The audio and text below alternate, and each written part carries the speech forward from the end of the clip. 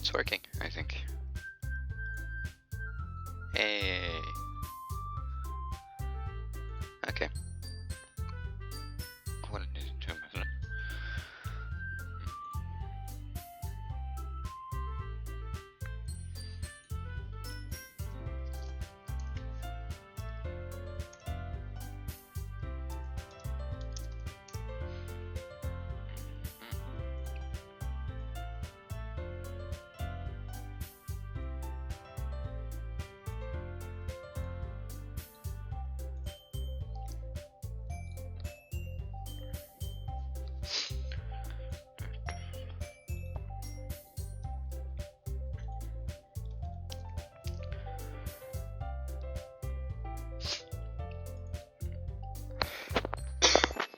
Okay, it's just a mistake.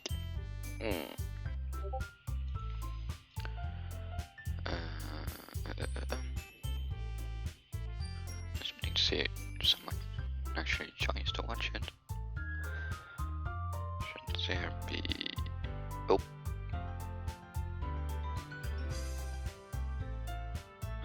There we go.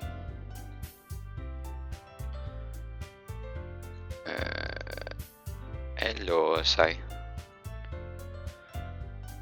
Isn't there a way to do that? Okay. I'm just trying to...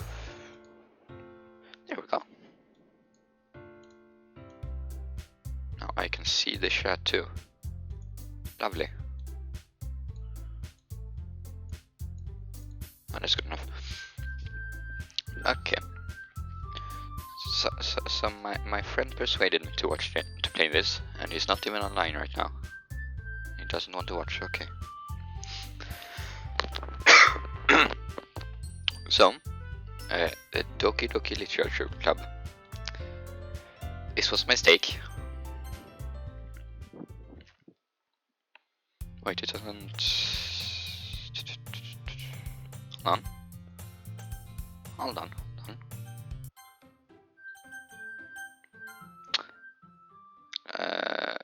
Wait, will my name be... I tested stuff yesterday. I think I broke it. Hold on. Okay, my name would probably be like test. It's perfect. Okay. Wait, do I have to narrate this? Okay. Good to know, I suppose.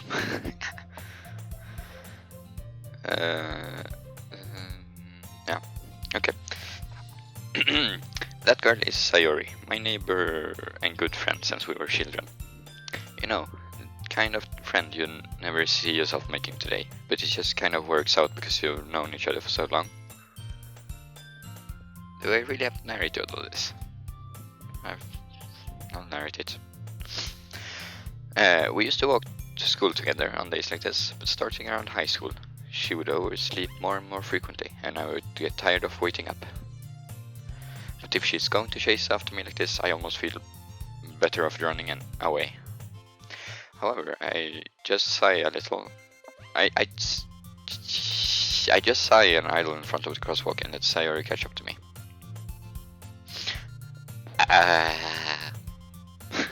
I overslept again. But I caught you this time. Yeah, that's...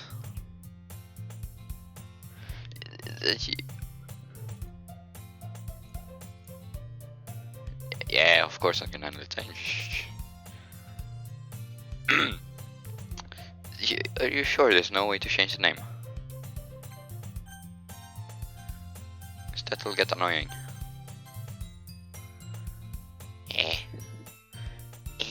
You should... I'm gonna try and put on a voice for this too. This is gonna... this is gonna be amazing. You say that like... You say that... Okay, I'm not gonna do that. You say that like you were thinking about ignoring me. That's mean. I'm just gonna insert Felix instead of test. Cause I can.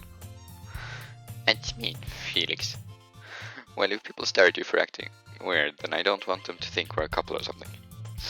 Fine, fine. Greetings. Greetings. Mr. Croissant, I mean, Chaosant. Yes. But you did wait for me, after all. I guess you don't have it in you to be mean to, even if you want to. Whatever you say, Sayori.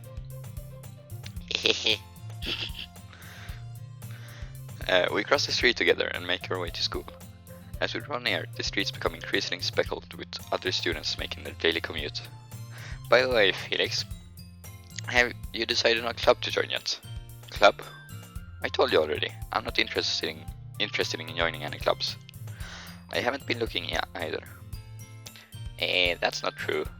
You told me you would join a club this year. Did I? I'm sure it's possible that I did. In one of our many conversations, where I dismissively go along with whatever she is going on about. Sayori likes to worry a little too much about me, when I'm perfectly content just getting by on average while spending my free time on games and anime. I was talking about how I'm worried that you won't learn how to socialize or have any skills before college. Your happiness is really important to me, you know. And I know you're happy now, but I die at the thought of your becoming a NEET in a few years because you're not used to the real world. You trust me, right? Don't make me keep worrying about you. Alright. I'll look at a few clubs if it makes you happy. No promises though. Will you at least promise you'll try a little? Yeah, I guess I'll promise you that. Okay. See ya. Yay! Why do I let myself get lectured by such a carefree girl? More than that, I'm surprised I even let myself relent to her. I guess seeing her worry so much about me makes me want to ease her mind at least a little bit, even if she does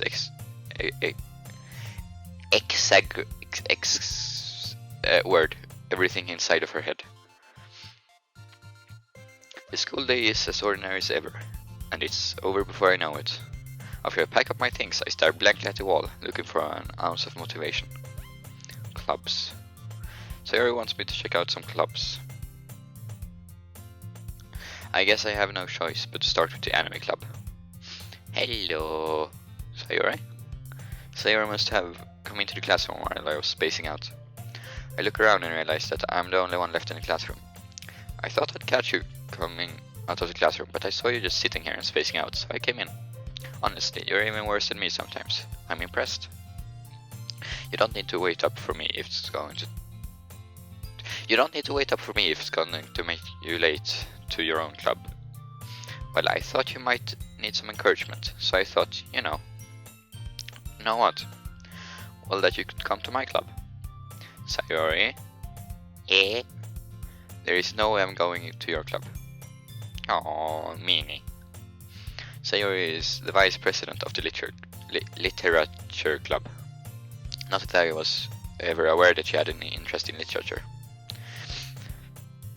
In fact, I'm 99% sure she only did it because she thought it would be words are hard. Because she thought it would be fun to help start a new club. Since she was the first one to show interest after the one who proposed the club, she inherited the title Vice President. That said, my interest in literature is guaranteed to be even less. Yeah, I'm going to the anime club. Come on, please. Why do you care so much anyway?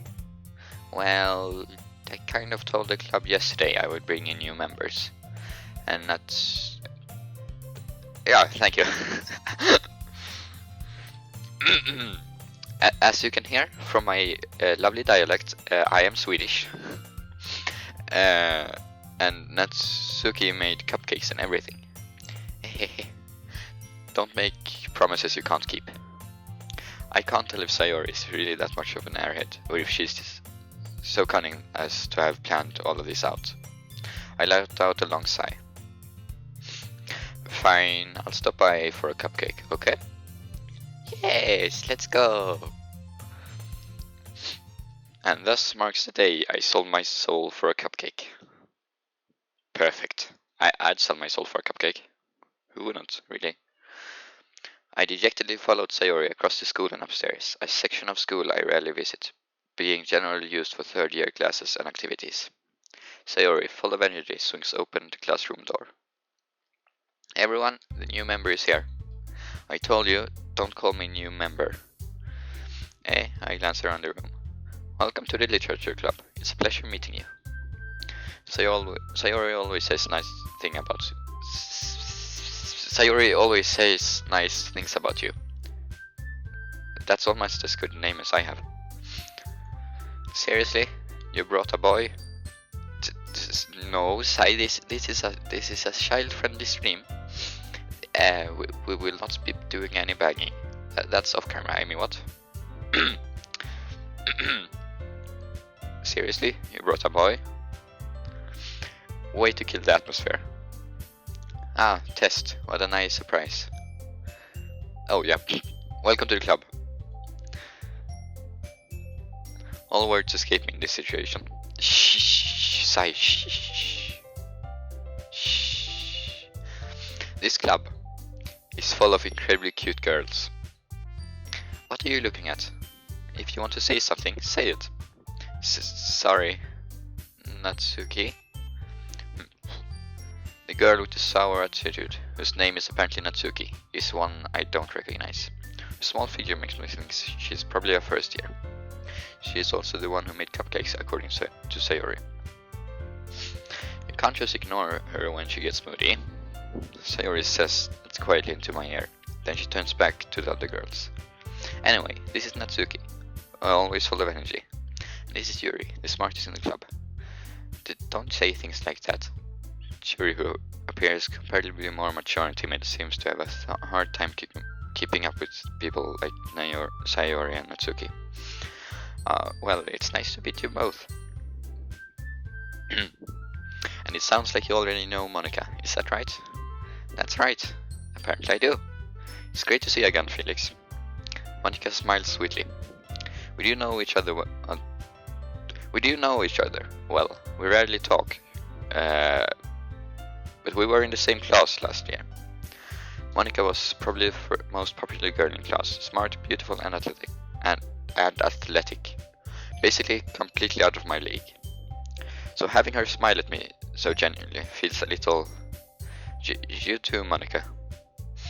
Come sit down, Felix. We made you room for you at the table so you can sit next to me or Monica. I'll get the cupcakes. Hey, I made them. I'll get them. Sorry, I got a little excited. Then how about I make some tea as well? The girls have a few desks arranged to form a table. As Sayori mentioned, it's been widened so that there is one space next to Monica and one space next to Sayori. Natsuki and Yuri walked over to the corner of the room, where Natsuki grabs a wrap tray and Yuri opens the closet. Still feeling awkward, I take a seat next to Sayori. Natsuki proudly marches back to the table, tray in hand. Okay, are you ready? Ta-da! Oh, wow! Perfect reading.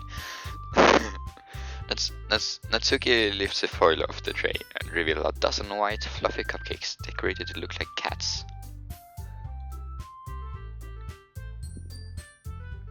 I see. I see, Abby. That's very informative. Oh, fuck! I did something. That's very informative of you. The whiskers are drawn with icing, and little pieces of chocolate were used to make ears. So cute! I promised myself never to make that sound again. I had no idea you were good at baking, Natsuki. Well, you know. Just hurry and take one. Oh, God. Yeah. I don't know why I'm playing this either, but just go with it. Just let it happen. Sayuri grabs one first, then Monica. I follow. It's delicious. Sayuri talks with her mouth full and has already managed to get icing on her face. I turn the cupcake around in my fingers, looking for the best angle to take a bite. Yeah. Natsuki is quiet. I can't help but notice her sneaking glances in my direction. Is she waiting for me to take a bite? I finally bite down. The icing is sweet and full of flavor. I wonder if she made it herself. This is really good. Thank you, Natsuki. Why are you thanking me? It's not like haven't I heard this somewhere before? Made them for you or anything? Eh? I thought you technically did. Sayori said, well, maybe. But not for you. You know. You, dummy. Alright. I give up on Natsuki's weird logic and dismiss the conversation. Yuri returns to the table, carrying a tea set. She carefully places a teacup in front of each of us before setting down the teapot next to the cupcake tray. You kept a whole tea set in this classroom? Don't worry, the teachers gave us permission. Yeah, I don't think my reading is good enough, though. Don't worry, the teachers gave us permission. After all, doesn't a hot cup of tea help you enjoy a good book? I guess. Don't let yourself get intimidated. Yuri is just trying to impress you. Yes, that's not it. That's... Insulted, Yuri looks away. I meant that, you know, I believe you. Well, tea and reading might not be a pastime for me, but I at least enjoy tea. I'm glad. Yuri faintly smiles to herself in relief. Monica raises an eyebrow, then smiles at me. So what made you consider the literature club? I was afraid of this question. Something tells me I shouldn't tell Monica that I was practically dragged here by Sayori. Well, I haven't joined any clubs yet, and Sayori seemed really happy here, so... That's okay, don't be embarrassed. We'll make sure you feel right at home, okay? As president of the literature club, it's my duty to make the club fun and exciting for everyone. Monica, I'm surprised. How come you decided to start your own club? You could probably be a board member for any of the major clubs. Weren't you a leader of the debate club last year?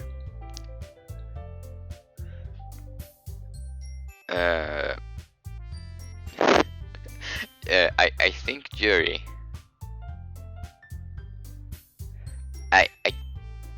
Is jury a porn category? I don't...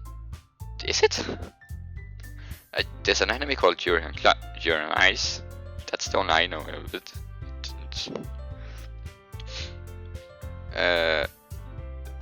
Oh.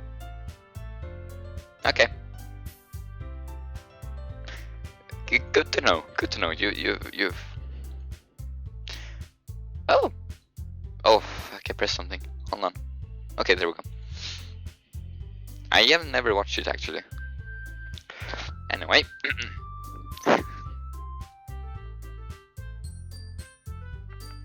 Okay.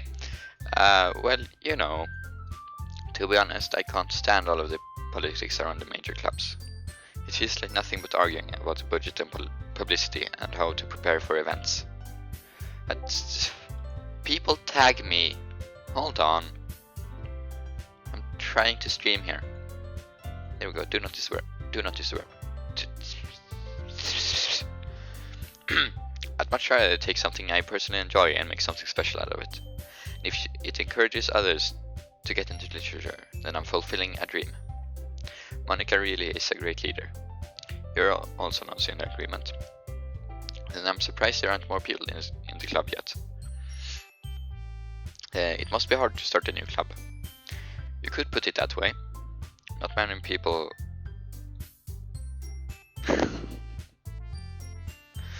not many people are interested in putting out all the effort to start something brand new. Especially when it's something that doesn't grab your attention, like literature. You have to work hard to convince people that you're both fun and worthwhile.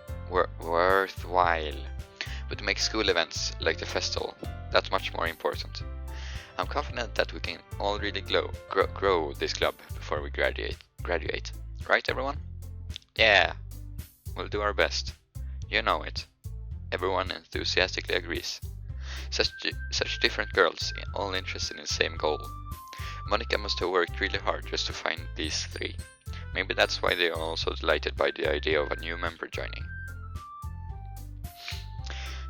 Though I still don't really know if I can keep up with the level of enthusiasm about literature. So, Felix, what kind of things do you like to read? Well, considering how little I've read the past few years, I don't really have a good way of answering that. Manga. I muttered quietly to myself, half joking. Natsu's head suddenly perks up. It looks like she wants to say something, but she keeps quiet. Not much of a reader, I guess. Well, that can change. What am I saying? I spoke without thinking about seeing Yuri's sad smile. Anyway, what about you, Yuri? Well, let's see. Yuri traces the rim of her teacup with her fingers. My favorites are usually novels that build deep and complex fantasy worlds. The level of creativity and craftsmanship behind them is amazing to me. And telling a good story in such a foreign world is equally impressive. Yuri goes on, clearly passionate about her reading. She seems so reserved and timid since the moment I walked in, but it's obvious by the way her eyes light up that she finds her comfort in the world of books, not people. What are you writing? Okay, sure. But you know, like a lot of things, stories with deep psychological elements usually immerse me as well. Isn't it amazing how a writer can so deliberately take advantage of your own lack of imagination and completely throw you for a loop? Anyway, I've been reading a lot of horror lately. I read a horror book once. I desperately grasped something I can relate to at a minimal level. At this rate, you might as well be having a conversation with a rock. Really, I wouldn't expect that, Yuri. For someone as gentle as you. I guess you could say that. But if a story makes me think, or takes me to another world, then I really can't put it down. Surreal horror is often very successful at changing the way you look at the world, if only for a brief moment. Oh, I hate horror. Oh, why is that? Well, Natsuki's eyes start over to me for a split second. Never mind. That's right, you usually like to write about cute things, don't you, Natsuki?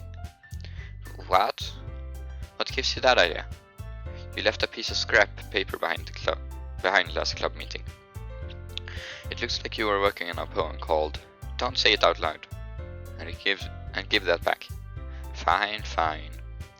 Your cupcakes, your poems, everything you do is just as cute as you are. Sayuri slides up behind Natsuki and puts her hands on her shoulders.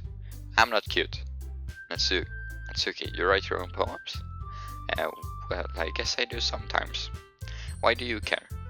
I think that's impressive. Why don't you share them sometimes? No.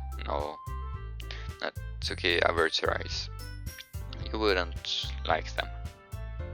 Not very confident writer yet. I understand how Natsuki feels.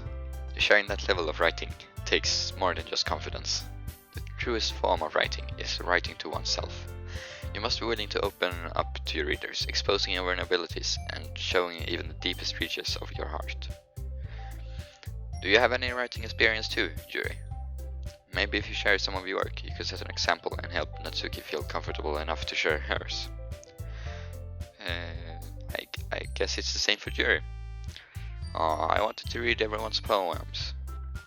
We'll sit in silence for a moment. Okay, I have an idea, everyone. Is this just gonna be reading, or is there actually gonna be stuff I can do? Because I feel like this can get boring for people to watch. Natsuki and Yuri looks quizzically at Monica. Let's all go home and write a poem of our own. Then next time we meet, we'll share them with each other. That way everyone is even. Okay, good. Then I want to bore everyone to death. That's good. Yeah, let's do it. Plus, now that we have a new member, I think it will help us all get a little more comfortable with each other and strengthen the bond of the club. Isn't that great? Isn't that right, Felix? Monica smiled warmly at me again.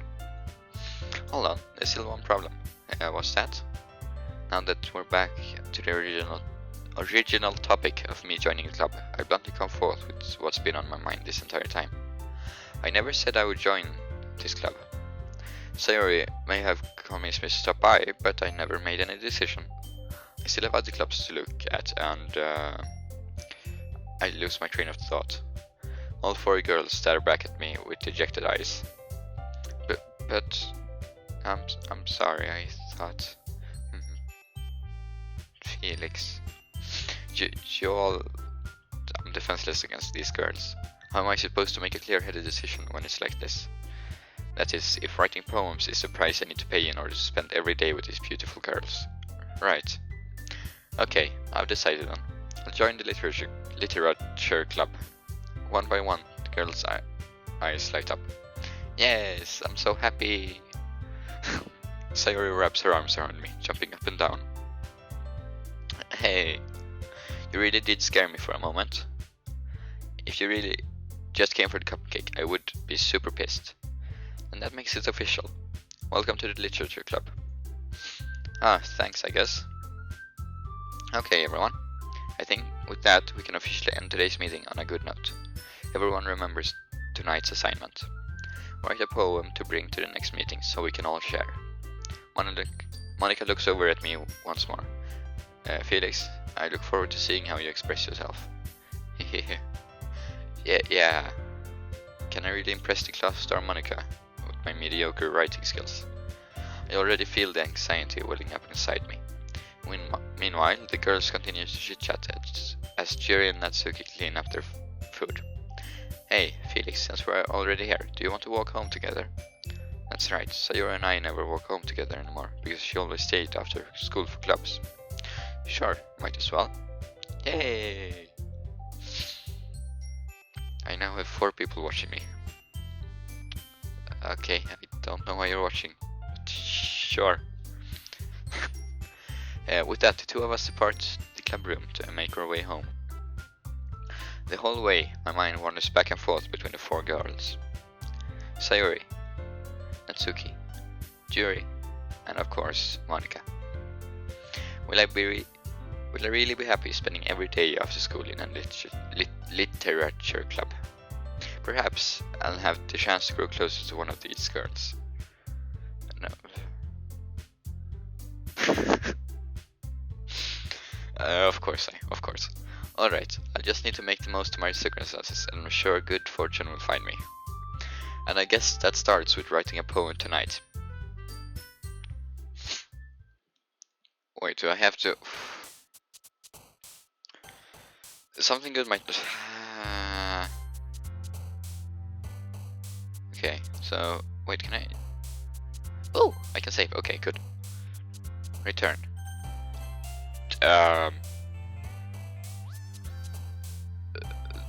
As steep as I can. So just a marshmallow.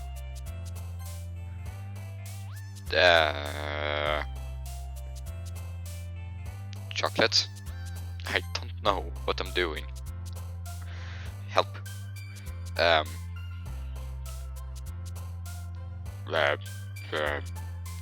Lollipops.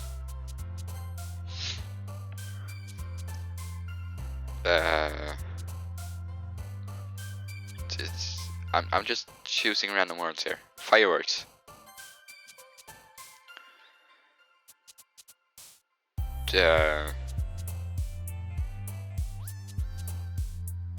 Electricity.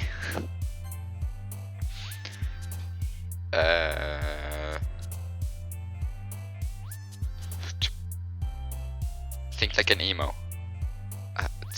Disaster. Melancholy. Okay, so I'm gonna think as an emo just for you.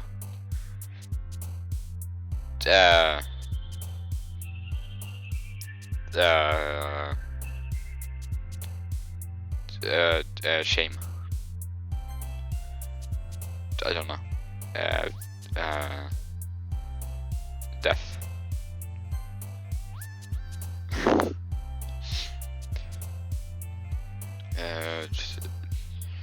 Infinite.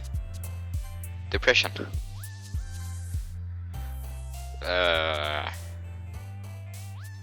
Fear.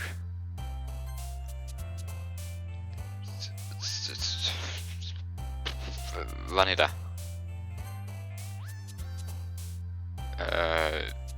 Yeah.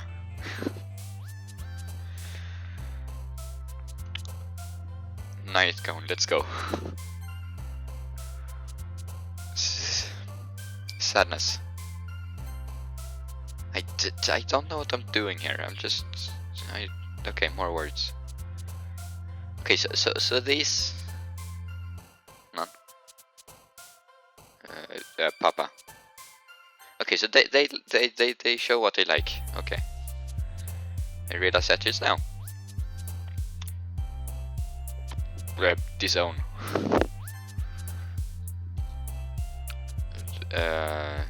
Philosophy. Scars. Did I good job? Did I do a good job, Sai? Are you proud of me? You'll have the most fun if you go with the purple one. Okay, hi again, Felix. Glad to see you didn't run away up on us. Haha. Nah, don't worry. This might be a little strange for me, but I at least keep my word. Well, I'm back at the literature club. I was the last to come in, so everyone is already hanging out. Thanks for keeping your promise, Felix. I hope this isn't too overwhelming of a commitment for you.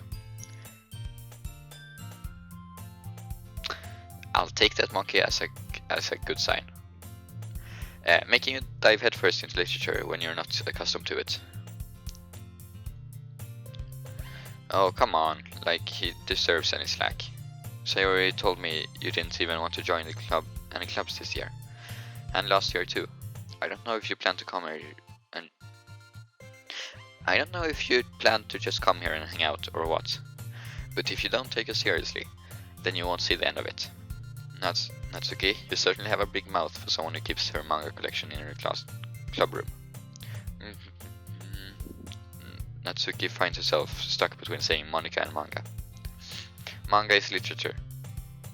Swiftly defeated, Natsuki plops back into her seat. Don't worry, guys. Felix always gives it his best as long as he's having fun.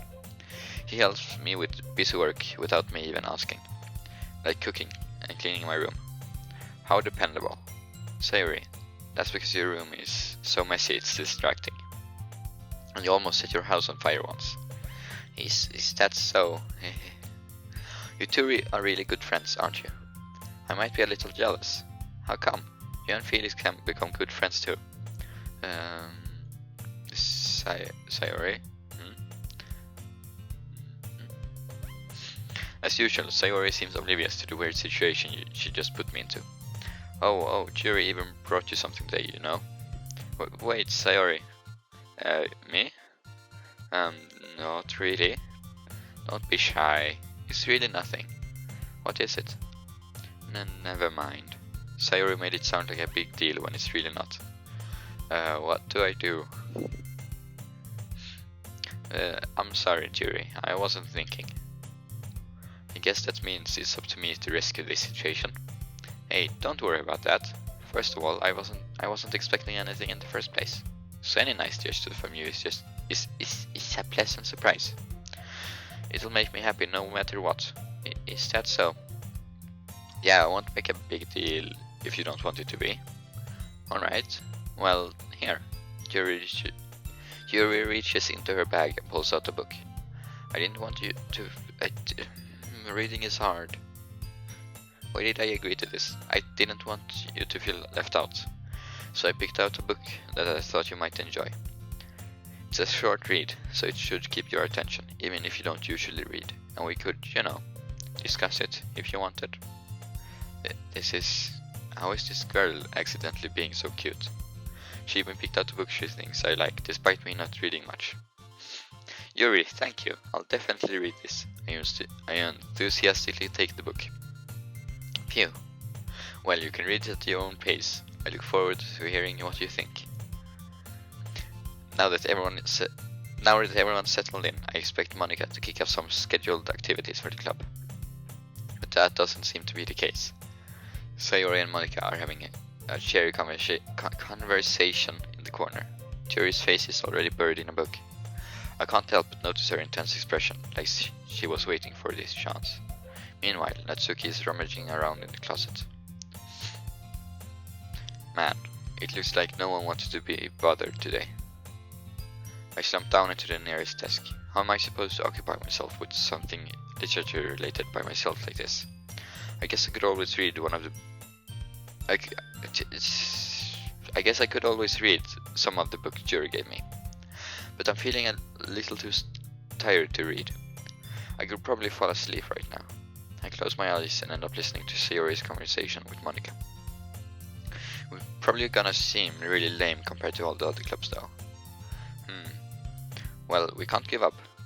The festival is our chance to show everyone that literature is all about. The problem is the idea of a literary club. Literature. Do dance in literature. But it's not like that at all, you know? We just need a way to showing that to everyone. Something that speaks to their creative minds. That doesn't solve the problem though. What do you mean? Even if we come up with the most fun thing ever, nobody will come in the first place. Nobody will come in the first place if it's a literature event. English is not my first language, plus I'm Swedish, so I have that as an excuse. Hold on. Oh, there we go.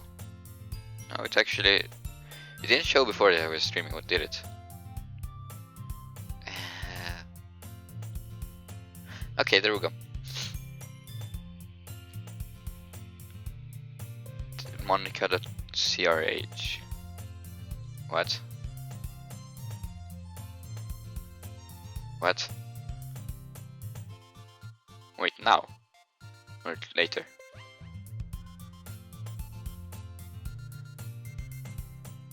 Okay, that comes later. Okay.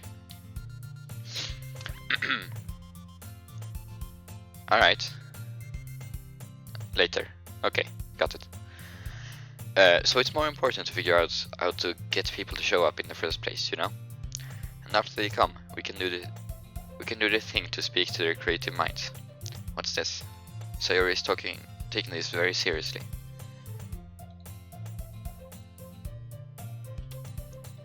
Wait, so am I supposed to do it now or later?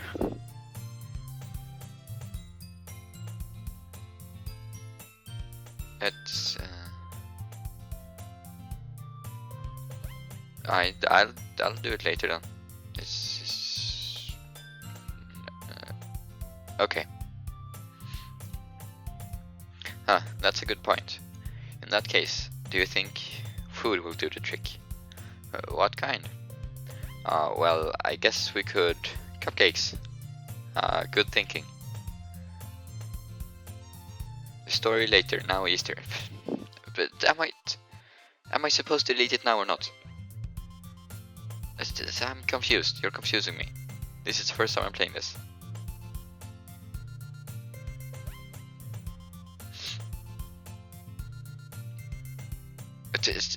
No. Do it now. Okay. So I'm just gonna... Sai, I don't trust you, so I'm gonna do it now. Okay, save the game. Quit. I don't know what will happen with this stream window thing. This will go horribly, won't it? Oh, it's just a black screen. Okay. So, in the files, monica.chr. Okay. Remove. And start the game. Which it's just... okay. That's too late now.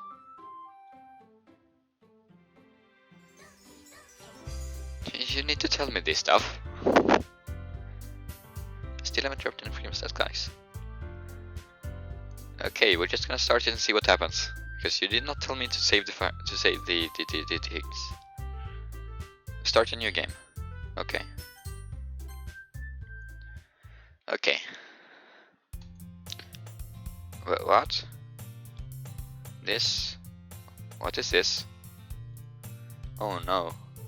No. This can't be it. This can't be all there is. What is this? What am I? Make it stop. Please make it. What did you do to Sayori? I think the game crashed. What was it supposed to crash? uh, was it supposed to? I'm confused. What did you just make me do? End. Well done. Oh, oh, oh my. Well done. That's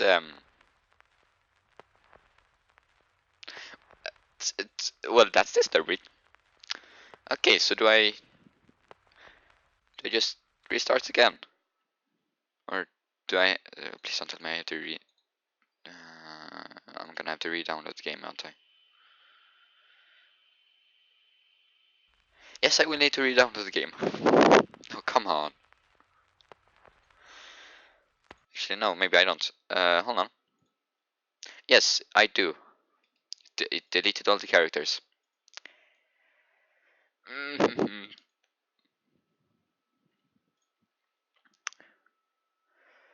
Wait, they did put it in the... No, they didn't.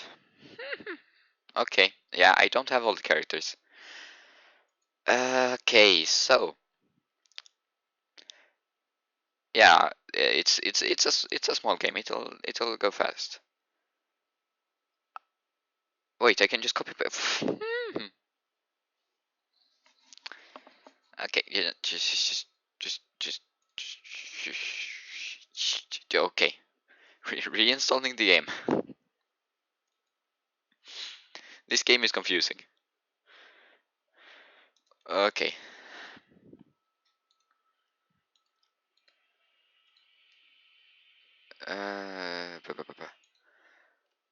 Okay. There we go. 4 minutes. What can I do to entertain people for 4 minutes? 15 minutes apparently. 6. Okay, Steam.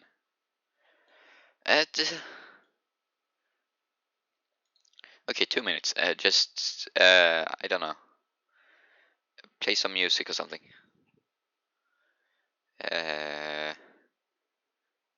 Right.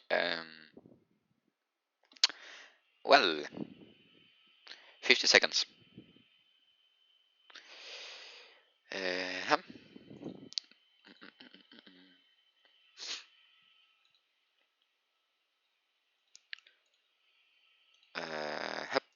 30 seconds.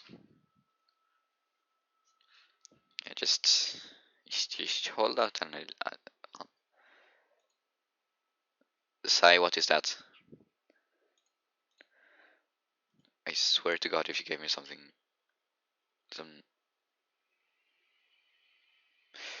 Okay. No, I'm good. No. Okay, 9 seconds. Soon, comrade. Soon. I just... Yeah, it's done, but I can't start it. Hold on. Preparing to launch. Ready to launch in 4 seconds. And 3, 2, 3, 2. No. Just gonna not.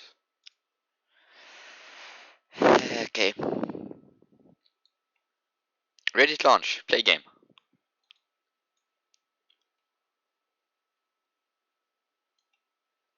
Is it starting or is it not? That's the question.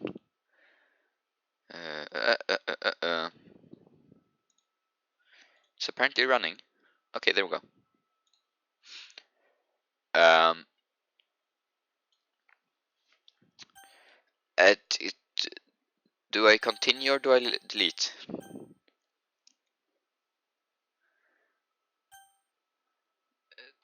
Continue or delete? I.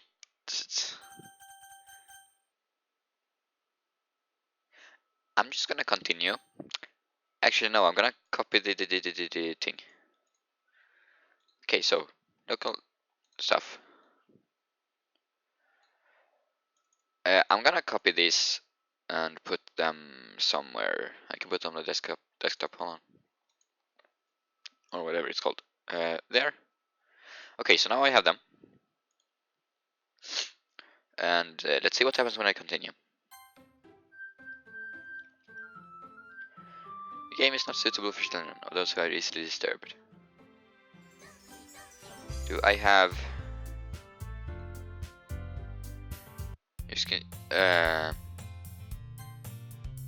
It's alive! Okay, and so we continue. Wait, why can't I... okay, there we go. Where were we? Natsuki would love to do that. Ah, you're right. Natsuki makes the best cupcakes. That works out perfectly. That wasn't why you suggested it? Cupcakes speak to my creative tummy. Cupcakes it is then. I'm hungry. Anyway, we still need to work out the details of the event itself. Okay, sure. So I'll stick with Yuri. To make you happy. I find myself smiling. In the end, Sayori is still her usual self. But therein lies the unexpected reason I admire her. Unlike me, who has trouble finding any motivation at all, Sayori can put her mind to things and make them come to life. I suppose that's why I end up letting her get on my case about things. I can't help but wonder what it would be like to see the world through her eyes. Oh, hello! I opened my eyes to find Sayori's face filling my vision. I nearly fall out of my chair. Sorry. Wait. Actually, I'm not sorry at all. It's your fault for sleeping like that. You are sending weird emotes. I won't even question it. This isn't a napping club. Does a school have a napping club? You're staying up late again, aren't you? Now that you're in a club, you're gonna have less time for anime, you know? You'll need to get used to it. Don't say that so loud. I glanced over my shoulder to see if Monica overheard. It's true though. Yeah, I know. You're always looking out for me, Sayori. Hehe. It's what I do best. That's a problem. What about you? You look out for me better than you look out for yourself. You're still oversleeping every day, aren't you? Not every day. That's not very convincing. How many days this past week have you gotten up on time? It's a secret. I knew it. I actually don't know.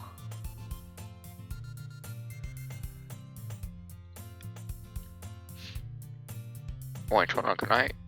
Ooh, I can do that. But that's messed up the screen. Okay. That was bad.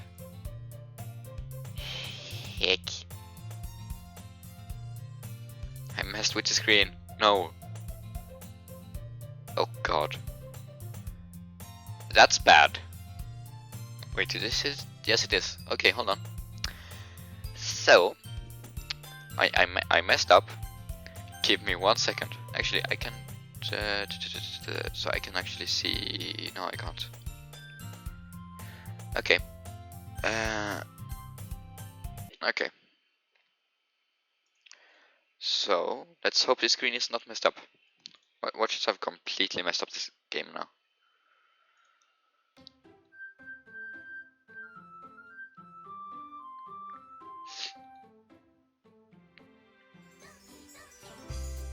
And it's not messed up. Hooray!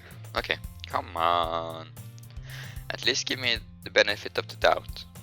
I can't even do that. Look, Sayori, it's written all over you. Eh? Sayori glances around at herself. How is it written all over me? You were clearly in a rush this morning. Look, your hair is sticking out all around here. Ah. I run my fingertips down the side of Sayori's hair, trying to straighten it out. Man, you really need a brush for this. My hair is really hard to get right. I won't fall for that. There's more than just your hair. Look, your bow isn't straight either. And there's a toothpaste stain on your collar right there. I try to wipe off the stain with my finger. Yes, definitely. But nobody would ever notice that. Of course they would. Nobody's ever gonna tell you about it because they don't want to embarrass you. Fortunately, I don't really care about that. Hey, you meanie. And you don't even keep your blazer button up. Seriously, Sayori, why do you think you don't have a boyfriend yet? Eh? That's super mean. Sorry, but you'll thank me later. I start to button her blazer from the bottom. Once you see how much better it looks, you'll change your mind. Yeah, oh. Okay. This is so funny. What is? Well, I was just thinking how weird it is to have a friend who does these kinds of things. Hey? Don't say that.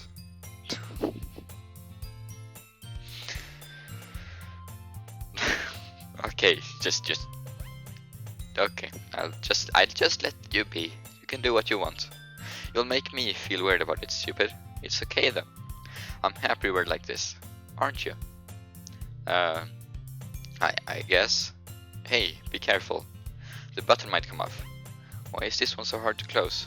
I struggle to close the button near her chest. Does this thing even fit you properly?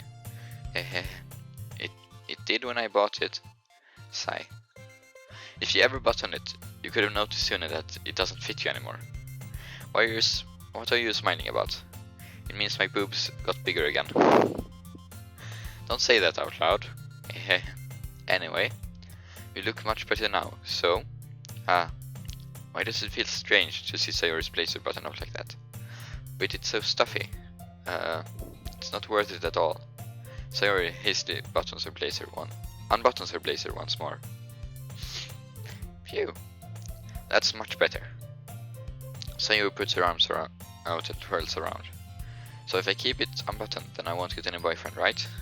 What kind of logic is that? And why are you saying that like it's a good thing? Because if I had a boyfriend, then he wouldn't let you do things like this.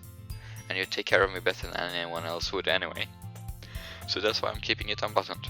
Stop saying all these embarrassing things. Hey? I didn't say anything embarrassing. Jeez. Well anyway, just focus on trying to wake up a little earlier. Only if you focus on getting to bed earlier. Fine. It's a deal. I guess we really are better at taking care of each other than we are at taking care of ourselves. Yeah, I guess so, huh? So maybe you should come wake me up in the morning. You're doing it again, Sayori. Aw, but I was joking that time. Man, it's impossible to tell you with you sometimes. Okay, everyone. Hey. Monica suddenly calls out, why don't we share the poems we wrote now? Yay! Felix, I can't wait to read yours. Yeah, same. I failed to sound enthusiastic, but Sayori still trots away to retrieve her poem. By the way, did you remember to write a poem last night? Yeah. My relaxation ends. I can't believe I agreed to do something so embarrassing. I couldn't really find much inspiration, since I've never really done this before. Well, now that everyone's ready, why don't you find someone to share with? I can't wait. Sayori and Monica enthusiastically pull out their poems. Sayori's is on a wrinkled sheet of loose leaf torn from a spiral notebook. On the other hand, Monica wrote hers in a composition notebook. I can already see Monica's pristine handwriting from where I sit. Natsuki and Yuri reluctantly comply as well, dishing into their bags. I do the same myself. Who should I show my poem to first? You said Yuri, right? Hold on, you said Yuri. Hold on.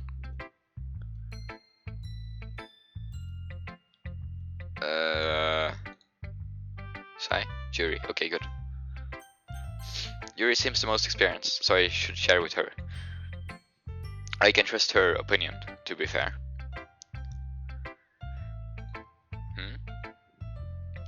I did it. This could be bad. Yuri stares at the poem. A minute passes. More than enough time for her to finish reading. Oh? Sorry. I forgot to start speaking. I'm sorry. I will do the other ones maybe later. Maybe some other day. Subscribe to my Twitch so you'll see when I do it. Okay, I forgot to start speaking. It's fine. Don't force yourself. I'm not. I just need to put my thoughts into words. Hold on. Okay. This is your first time writing a poem, right? Yeah. Why do you ask? Good job. Good job. I'm just making sure. Well, to be fair, I don't know the difference in names between these either, so you know. I guess that it might be after reading through it. Oh, so it's that bad? No. Did I just raise my voice? I'm so sorry. Yuri buries his face in her hands. I couldn't help but notice that it's been several minutes and we really haven't gotten anywhere. It might make Yuri a while. It might take Yuri a while to get used to new people. It's fine. I really didn't notice. What were you saying? Right. It's just that there are specific writing habits that are usually typical of new writers, and having been through that myself, I kind of learned to pick up on them. What? And I think the most noticeable thing I recognize in new writers is that they try to make their style very deliberate. In other words, they tend to pick up a writing style separate from the topic matter, and they form fit the two together. The end result is that both the style and the expressiveness are weakened. Once she refines a train of thought, it's as if her demeanor totally changes. Her stammering is completely gone, and she sounds like an expert. Of course, that's not something you can be blamed for. There are so many different skills and techniques that go into writing even a simple poem. Not just finding them and building them, but getting them to work together is probably the most challenging part. It might take you some time, but it all comes with practice and learning by example and trying new things. I also hope that everyone else in the clubs gives you valuable feedback. Natsuki can be a little bit biased though. Biased? How? Well, never mind. I shouldn't be talking about people like that.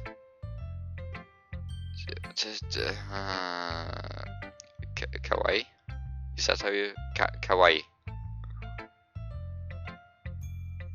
No, I'm just... I have been speaking for an hour. Well, reading for an hour. I can speak for an hour, read for an hour.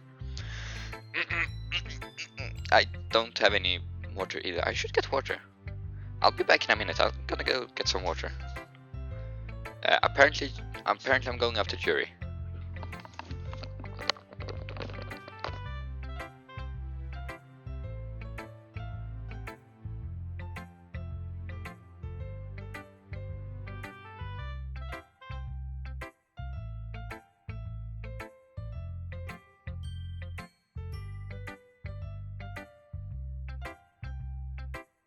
Hello? Okay, there we go. It's on again. What? Okay.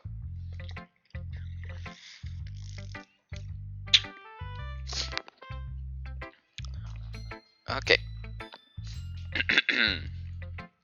I shouldn't be talking about people like that. Sorry. It's fine. I'm not sure if Yuri is apologizing to herself, to me, or to Natsuki. Do you mind if I read your poem now? Please do. I'd love to share my thought process behind it. Yuri smiles grimly, as if that's a rare opportunity for her, which itself is kind of funny. After all, isn't this supposed to be a literature club? How am I supposed to read this? Ghost under the light. The tendrils of my hair illuminate beneath the amber glow. bathing. Must be this one. The last remaining streetlight to have withstood the test of time. The last yet to be replaced by the sickening blue-green hue of the future.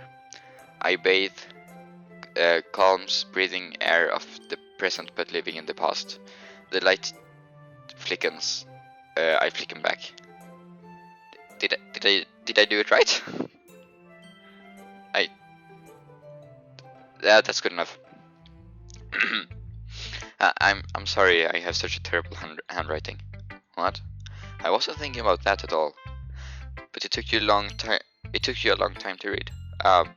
Well, I just don't read script very often. I actually think your handwriting is pretty. Eh? That's a relief. Also, I like the poem. Even though it's short, it was really descriptive. It wasn't too short. I usually write longer poems. Not at all. I'm really glad you like it. I'll be honest. Since it's our first time sharing, I wanted to write something a little more mild. Something easy to digest, I suppose. Are you into ghosts, Jerry? Uh-huh. Actually, the story isn't about a ghost at all, Felix. Really? I must have totally missed the point. Well, I suppose you did only glance over it, after all. But remember that poets often express their thoughts, feelings, and experiences in their own work. They usually do more than tell a simple story, or paint a picture. In this case, perhaps the subject of the poem is only being symbolically compared to a ghost. Lingering in her past, remaining in place to come.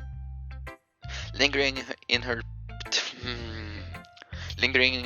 last remaining place of comfort, unable to let go of the past, and soon to be left with nothing. That's a lot more solemn, putting it that way. I hadn't even thought of that. That's impressive. It's nothing really. Well, it makes me happy that you think that. Just remember that it won't be long before you pick up on these things too. Yeah, maybe you're right. I guess I'll have to keep trying. I'm counting on you. Wait, I have to keep going? Oh, okay. Natsuki. Which one is it? It's that one. Well, it's about what I expected from someone like you. That's a little blunt. Well, excuse me. It's not like I said it was bad. It just didn't evoke an emotion. So basically it's not cute enough for your tastes. Do you want to get smacked? I'll pass. Sigh.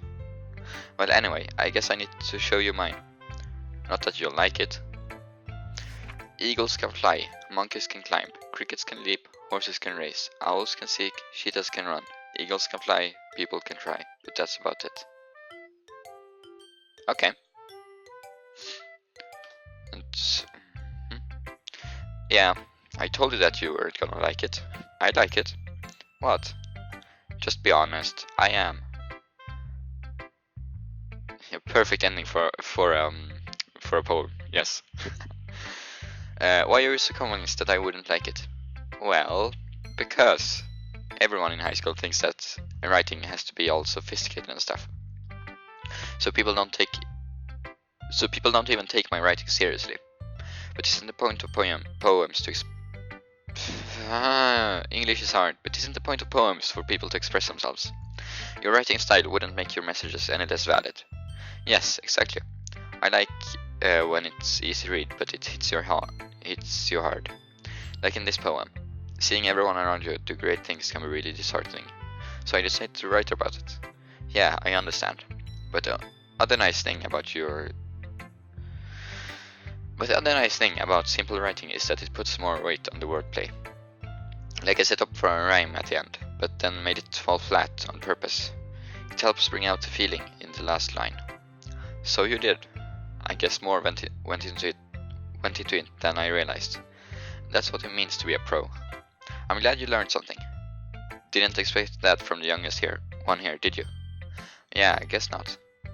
I decided to humor her with that last comment. I don't really care how old everyone is, but if Natsuki is feeling proud, then I won't take that away from her.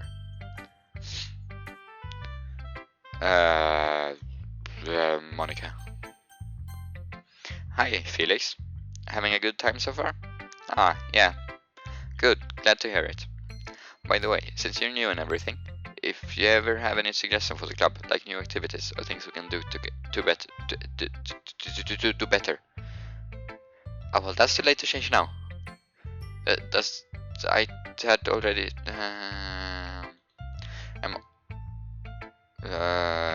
She doesn't look that evil, does she?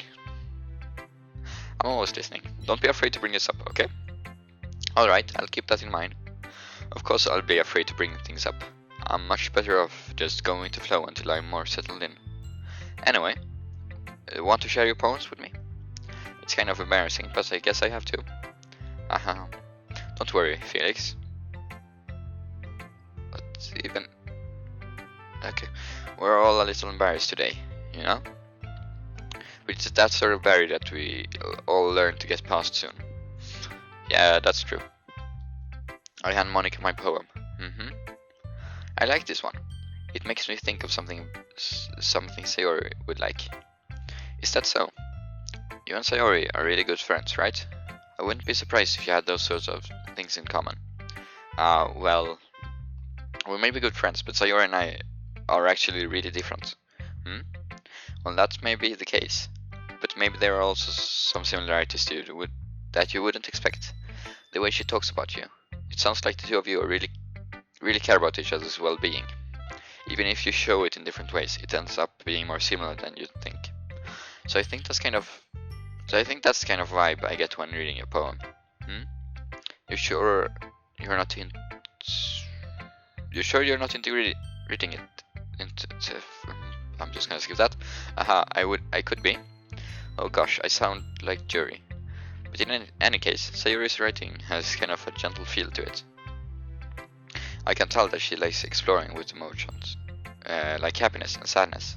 Who knew that someone so happy would enjoy sad things too?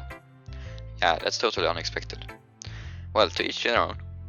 And you shouldn't be afraid to experiment a little bit either. I'm sure I'll end up trying different things a lot. It could take a while before I feel comfortable doing this. That's okay. I'd love to see you try new things. That's the best way to find the kind of style that suits you. Everyone else might be a little bit biased towards their own kinds of styles, but I'll always help you find what suits you the most. So don't force yourself to write the way everyone else wants you to write. It's not like you have to worry about impressing them or anything. Anyway, do you want to read my poem now? Don't worry, I'm not very good.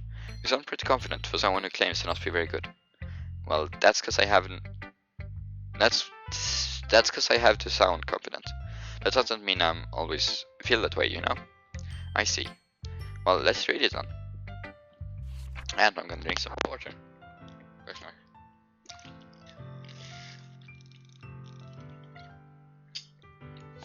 Because my throat is killing me. Okay.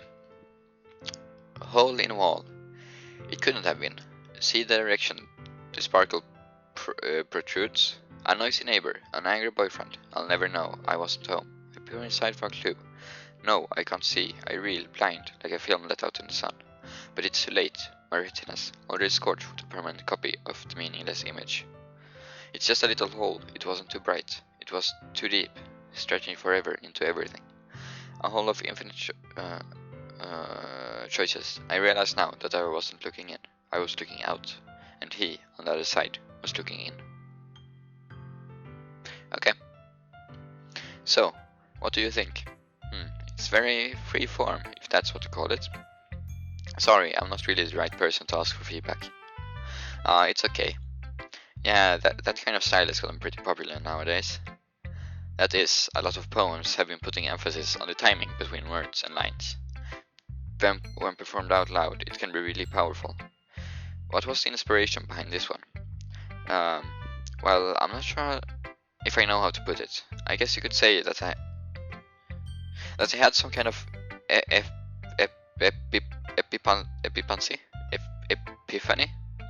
epiphany recently. It's been influencing my poems a bit. And yeah, something like that. I'm kind of nervous to talk about deep stuff like that because it's kind of coming on strongly. Maybe after everyone is better friends with each other. Anyway, here's Monica's writing tip of the day.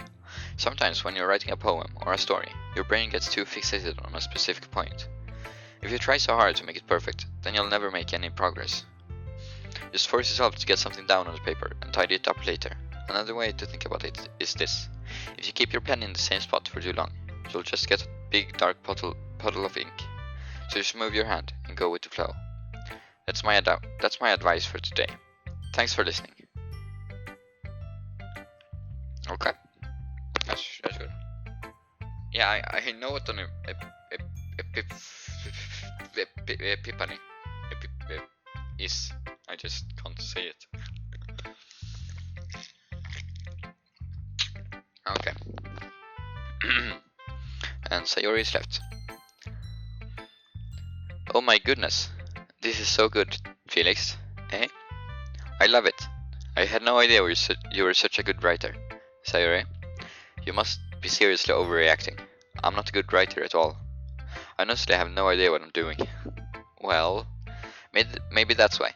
Because I have no idea what I like either. Jeez. Jury's opinion was way more constructive than this. Are you sure you don't like it just because I wrote it? Eh? Well, I'm sure that's part of it. I think I understand you better than a lot of people, you know? So when I read your poem, it's not just a poem. It's a test poem. It's a Felix poem. And that makes it feel extra special. I can feel your feeling in it. Sayori hooks the sheet against her chest. You're so weird, Sayori. I'm really happy that you wrote one. It just reminds me of how you're really a part of the club now. Not to mention the fact that I'm standing in front of you in the club room. Well, of course. I'm not really into it yet, but that doesn't mean I'll break my promise. See? It's like I said before, Felix. Deep down, you're not selfish at all, you know? Try new things like this for other people. That's something only really good people do. Yeah, I said it right. Thanks, Sayori. I'm not sure if Sayori sees the full picture of my motive here. Then again, I can't deny that she's part of the reason I joined. Knowing how much this means to her and all. Yeah, and I'm gonna make sure you have lots of fun here, okay? That will be my way of thanking you. Alright, I'm going to hold you to that then. Yay! Now, you'll read my poem too, right? Don't worry, I'm really bad at this. We'll see about that. Dear sunshine, the way you glow through my blinds in the morning, it makes me feel like you missed me. Kissing my forehead to help me out of bed, making me rub the sleepy from my eyes. Are you asking me to come out and play? Are you trusting me to wish away a rainy day? I look above, the sky is blue. It's a secret, but I trust you too. If it wasn't for you, I could sleep forever. But I'm not mad. I want breakfast. Such a beautiful ending. Sayori, this is just a guess, but did you wait until this morning to write this? No, just a little bit. You can't answer just a little bit to a yes or no question. I forgot to do it last night. Well, at least that makes me feel a little better about myself. Don't be mean. I still tried my best. Yeah. I didn't mean to say that it was a bad poem. It came out nice, or how should I put it? It sounds just like you. Really? Yeah. Especially that last line. I made eggs and toast, even though you're late to school.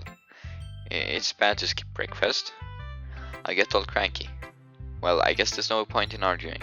Anyway, thanks for showing me. This was so much fun. Monica's the best. Yes. But next time I won't forget. And I'm gonna write the best poem ever. Well, I guess I look forward to it. Phew. I guess that's everyone. I glance around the room. That was a little more stressful than I anticipated. It's as if everyone is judging me for my mediocre writing abilities. Even if they're just being nice, there's no way my poems can stand up to theirs. This is a literature club after all. I sigh. I guess that's what I ended up getting myself into. Across the room, Sayori and Monica are happily chatting. My eyes land on Yuri and Natsuki. They generally exchange sheets of paper, sharing their respective poems. As they read in tandem, I watch each of their expressions change. Natsuki's eyebrows furrowing in frustration. Meanwhile, Yuri smiles sadly. What's with this language? Eh? Did you say something? Oh, it's nothing. Natsuki dismissively returns the poem to the desk with one hand. I guess you could say it's fancy. Oh, thanks. Yours is cute. Cute? Did you completely miss the symbolism or something? It's clearly about the feeling of giving up. How can that be cute? I know that. I just meant the language, I guess. I was trying to say something nice. Eh? Do you mean you have to try that hard to come up with something nice to say? Thanks, but it really didn't come out nice at all. Well, I do have a couple suggestions. If I was looking for suggestions, I would have asked someone who actually liked it. Which people did, by the way. Sayori liked it, and Felix did too. So based on that, I'll gladly give you some suggestions of my own. First of all, excuse me. I appreciate the offer, but I've spent a long time establishing my writing style. I don't expect it to change anytime soon, unless, of course, I come across something particularly inspiring, which I haven't yet. Felix liked my poem too, you know. He even told me he was impressed by it. Natsuki suddenly stands up. Oh? I didn't realize you were so invested in trying to impress our new member, Yuri. Hey? That's not what I... Yuri stands up as well. Maybe you're just jealous that Felix appreciates my advice more than he appreciates yours. Huh? And how do you know he didn't appreciate my advice more? Are you that full of yourself? No. If I was full of myself, I would be deliberately going out of my way to make everything I do overly cutesy. Is everyone okay? Well, you know what? I wasn't the one whose boobs magically grew a size bigger as soon as Felix there started showing up. Natsuki, that's a little... This doesn't involve you. I don't like fighting, guys. Suddenly both girls turned toward me, as if they just noticed I was standing there. Felix? She's just trying to make me look bad. That's not true. She started it. If she could get over herself and learn to appreciate that simple writing is more effective, then this wouldn't have to happen in the first place. What's the point in making your poems all convoluted for no reason? The meaning should jump out at the reader, not force them to have to figure it out. Help me explain to her, Felix. Wait, there's a reason we have so many deep and excessive words in our language. It's the only way to convey complex feelings and meaning the most effectively. Avoiding them is not only unnecessarily limiting yourself, it's also a waste. You understand that, right, Felix? Well? How did I get dragged into this in the first place? It's not like I know anything about writing, but whomever I agree with will probably think more highly of me. Sai want me to do the jury, so... Jury? That's okay. You're right that I liked your poem. See? Wait. That's not an excuse for you to be so mean. You shouldn't pick a fight just because someone's opinion is different. Oh, I did something again. I pressed something. Hold on. Twitch, why do you do this? Okay, there we go. That's not what happened at all. Jury wouldn't even take my poem seriously. I understand. Jury? Hey? You're a seriously talented writer. It's no secret that I was impressed.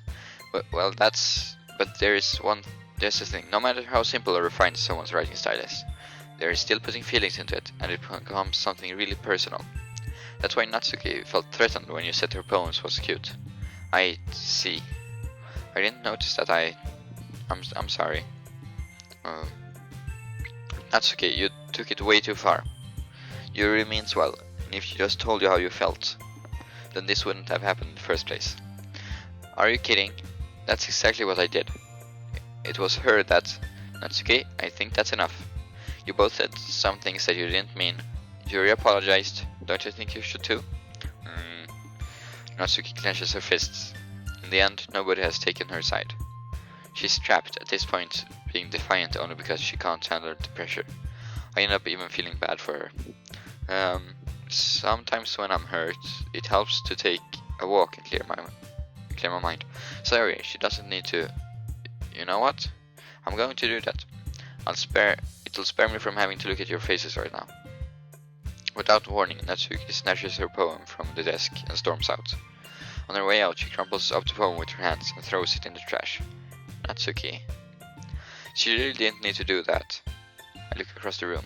Yuri has her chin buried in her hands while she stares down at her desk. I gingerly approach her and sit in an adjacent chair. Sigh. Everything alright? I'm so embarrassed. I can't believe I acted like that. You probably hate me now. No, Yuri. How could anyone not have gotten frustrated after being treated like that? You handled it as well as anyone could. I don't think any less of you. Well, alright, I believe you. Thanks, Felix. You're too kind. I'm thankful to have you a part of this club now. It's nothing. One more thing. That one thing that Natsuki said about, you know, I would never do anything so shameful. So, What thing did Natsuki say? Well, never mind that. I'm going to go make some tea. Good idea. Make enough for more than one person, okay? Yeah. I need more water.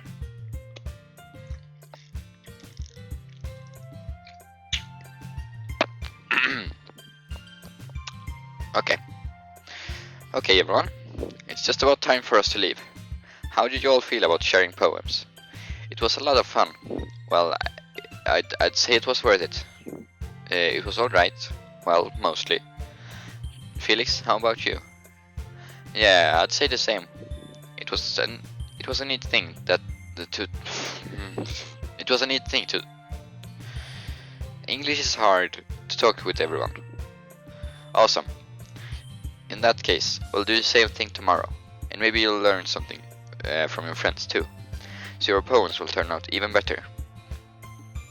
I think to myself, I did learn a little more about the kinds of poems everyone likes. With any luck, that means I can at least do a better job impressing those I want to impress. I nod to myself with newfound determination. Felix, ready to walk home? Sure, let's go. Sayori beams at me.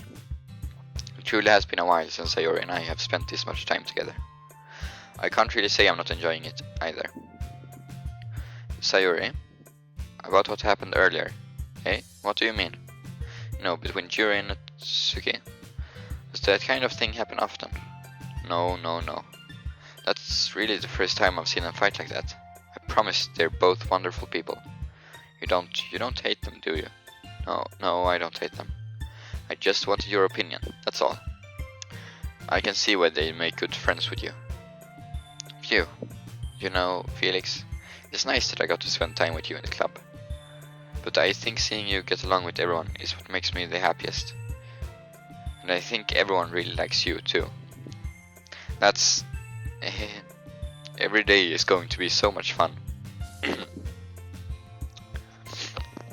Sigh. It looks like Sayori still hasn't caught on to the kind of situation I'm in. Sure, being friends with everyone is nice, but does it really need to stop there? We'll just have to see what the future holds, Sayori. I pat Sayori on the shoulder. I said that more to myself to her, but it's easy to use Sayori as an internal monologue sometimes. Okay, yeah, let's do this. Wait, what? Do I have to write more? Okay, so just keep on the emo stuff to make Sai happy.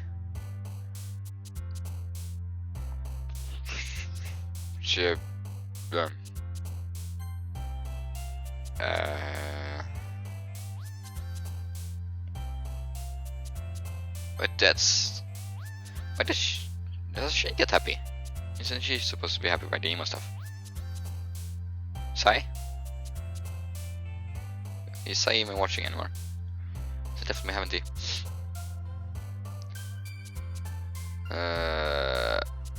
Oh, he's here. Okay. But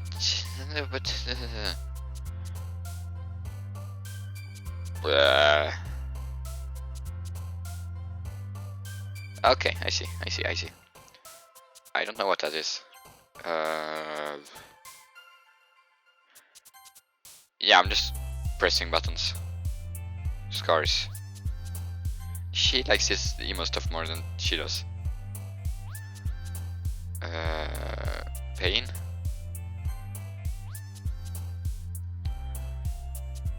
I don't know what I'm doing.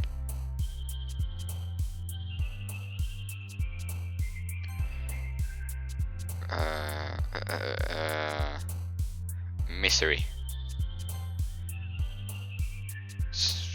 Electricity. What is the right emo stuff then? Are there different kinds of emo stuff? Have I misunderstood something? How many different versions of emo are there?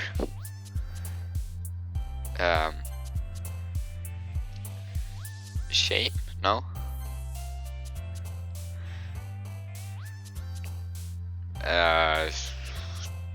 Desire. Okay. Unending. Intellectual.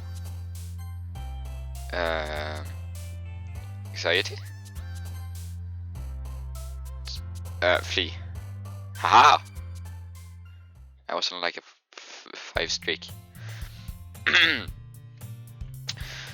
Okay, so time to read. Water. Another day passes, and it's time for the club meeting already. I've gotten a little more comfortable here over the past couple of days. Entering the club room, as usual, the usual scene greets me. Hi Felix. Yo, Sayori. Looks like you're in a good mood today. Hehe. I'm just still not used to you being in the club, that's all. I see. That's a pretty simple thing to get you in a good mood. But I guess it's always the simple things with you anyway. Speaking of which, I'm kinda hungry. Will you come with me to buy a snack? No thanks. Eh? That's not like you at all. I have my reasons. Why don't you take a look at your purse, Sayori? Why that all of a sudden? No reason, really. I just wanted to look at it. Sayori nervously retrieves her coin purse. She fumbles with the latch and gets it open. Then she turns it upside down and its contents spill out on the desk. Only 2 small coins fall out.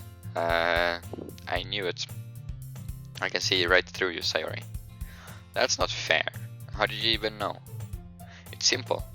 If you had enough money in the first place, you would have bought a snack before coming to club room. So either you're not hungry or I wanted an excuse to take a walk, or you plan to conveniently forget that you spent all your money, so that I would lend you some. But there's one more thing. You're always hungry. And so, that leaves only one option. I give up. Don't make me feel guilty. If you feel guilty, that means you deserve to feel guilty. Haha. Yuri suddenly giggles. Eh? I didn't notice that she was listening in. Her face is in her book, as always. I wasn't listening or anything. It was just something in my book. Yuri, tell Felix to let me borrow some money. Don't get me involved like that, Sayori. Besides, you should only buy what you can responsibly afford. And frankly, after pulling a mischievous little stunt like that, your suffering is fair enough retribution.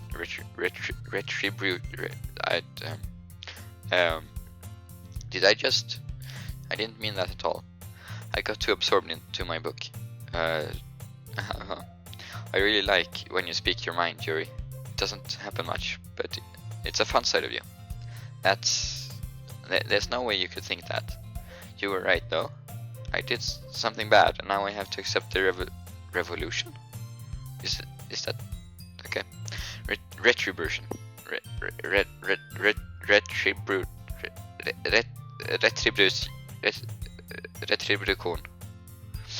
That. Still, coming from you, Sayori. I guess there's a little devil inside of all of us, isn't there? Don't let her fool you. Sayori knows exactly what she's doing. After all, she told you guys she was bringing me to club before she even told me. But you wouldn't have come if it weren't for the cupcakes. So I had to trick Natsu into making them. Come on, give me more credit than that, Sayori. Crap. Yeah. Out of nowhere, something smacks Sayori in the face and tumbles onto the desk. Ow. What was... A cookie. Sure enough, it's a giant cookie wrapped in plastic. Sayori glances around. Is this a miracle? It's because I paid my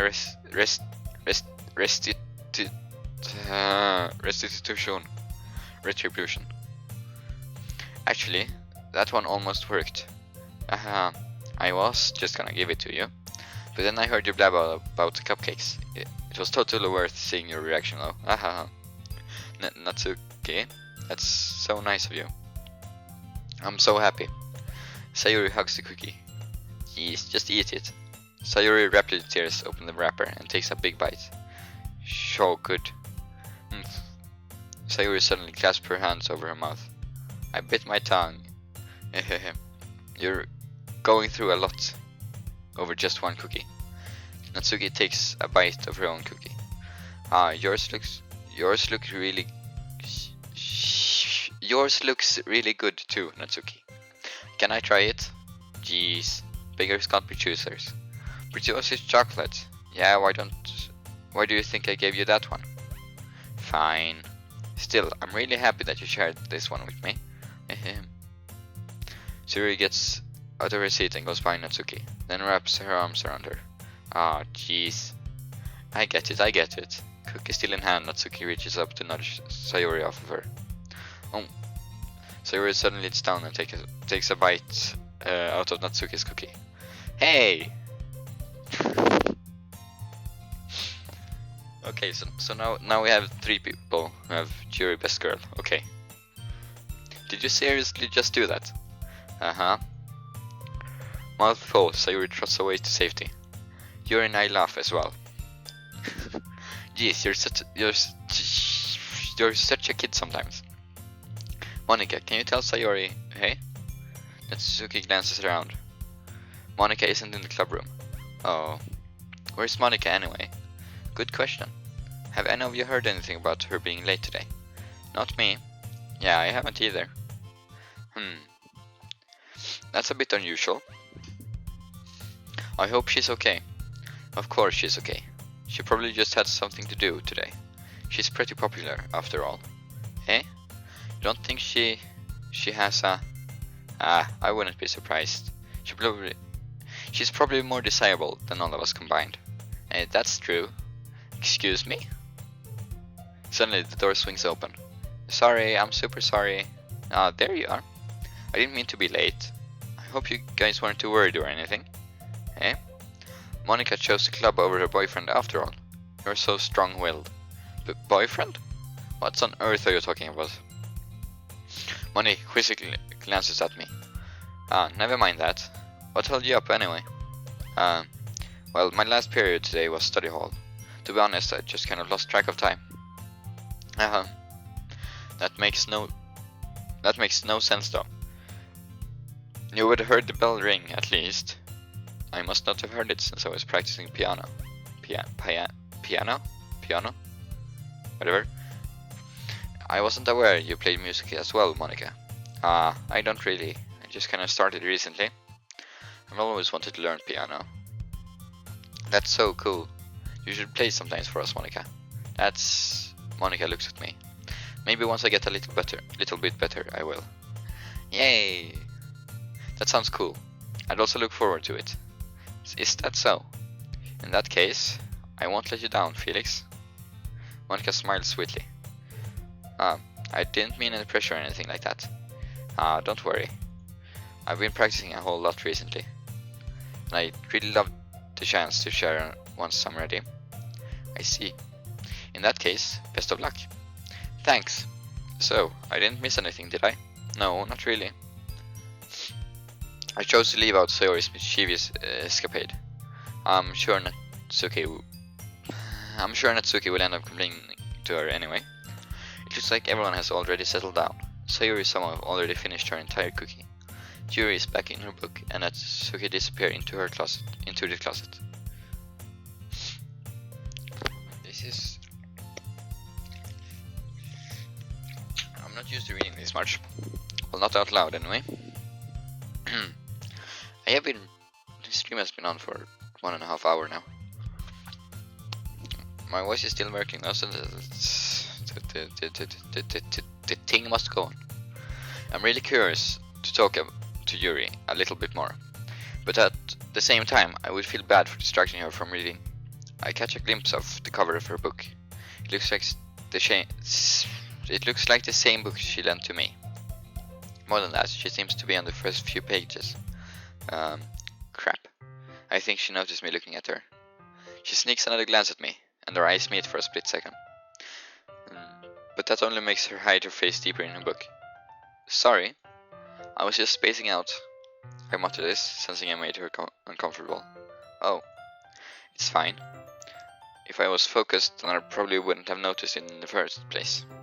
But I'm just rereading a bit of this, so that's the book you gave me, right? I wanted to reread some of it. Not for any particular reason. Just curious, how come you have 2 copies of the same book? Well, when I stopped by the bookstore yesterday, that's not what I meant. I mean, I just happened to buy 2 of them. I see. There's something fairly obvious here that Yuri isn't telling me, but I decided to let it go. I'll definitely start reading it soon. I'm glad to hear. Once it starts to pick up, you might have a hard time putting it down. It's a very engaging and relatable story. Is that so? What's it about anyway? Well, Yuri closes the book and scans her eyes over the back. The book is titled Portrait of Markov.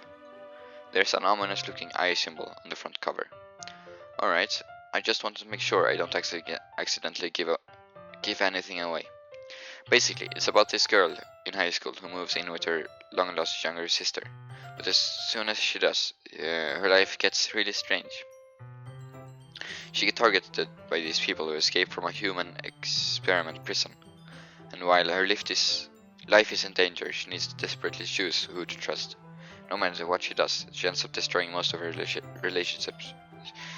relationships, and her life starts to fall apart. That's kind of dark, isn't it? Yuri made it sound like it was going to be a nice story, so that dark turn came from nowhere. Yuri gently giggles all of a sudden. Are you not a fan of that sort of thing, Felix? No, it's not that. I mean, I can definitely enjoy those kinds of stories, so don't worry. I hope so. Yeah, I totally forget that Yuri is into those things. She's so shy and reclusive on the outside, but her mind seems to be completely different. It's just that those kinds of stories, they challenge you to look at life from a strange new perspective. When horrible things happen, not just because someone wants to be evil, but because they have their own goals or their own philosophy that they believe in. Then suddenly, when you thought you relate to the protagonist, they're made out to be the naive one for letting their one-sided morals interfere with the villain's plan. I am rambling, aren't I? Not again. I'm sorry. Hey, don't apologize. I haven't lost interest or anything. Well, I guess it's alright then. But I feel like I should let you know that I have this problem. When I let things like books and writing fill my thoughts, I cannot forget to pay attention to other people. So I'm sorry if I end up saying something strange. And please, stop me if I start talking too much. I really...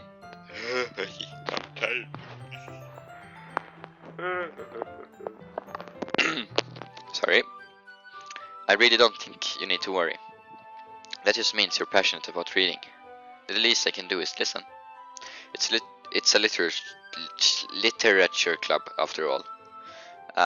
That's true. In fact, I might as well get started reading it, right? You don't have to. What are you saying? Just a moment ago, you said you were looking forward to it. Let me just get the book. I quickly retrieved the book that I had put into my bag. Alright, is it fine? It's fine if I sit here, alright?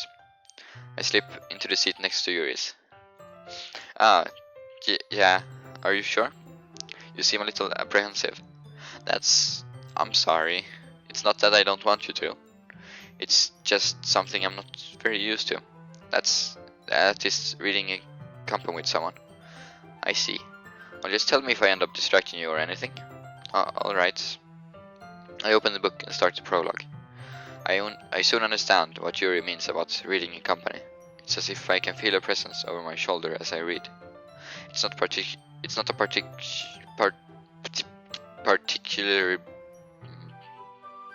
not a bad thing. Maybe a little distracting, but the feeling is somewhat comforting. Yuri is in the corner of my eye. I realize that she's not actually looking at her own book. I glance over. It looks like she's reading from my book instead. Sorry, I was just... Yuri, you really apologize a lot, don't you? I do? I don't really mean to. Sorry, I mean... here, this should work, right? I slide my desk until it's up against Yuri's, then hold my book more between... I slide my desk until it's up against Yuri's, then hold my book more between the two of them. I suppose so. Yuri timidly closes her own copy.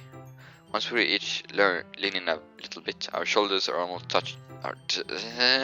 English, my voice just doesn't want. It feels like my left arm is in the way, so instead I use my right hand to hold the book open. I guess that makes... English is hard. Don't judge me. Also, my voice doesn't like me. I have been speaking for 1 hour and 40 minutes. I'll blame it on that.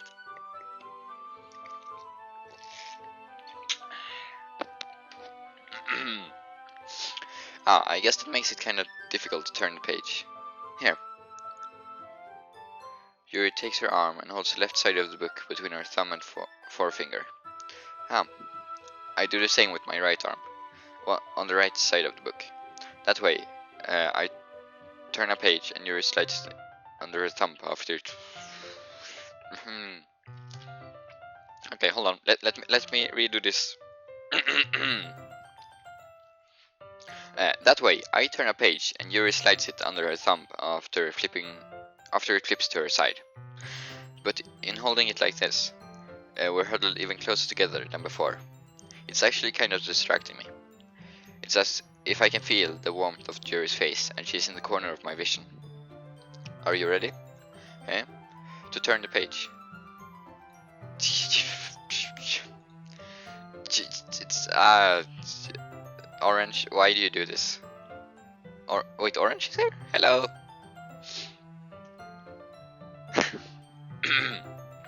To turn the page.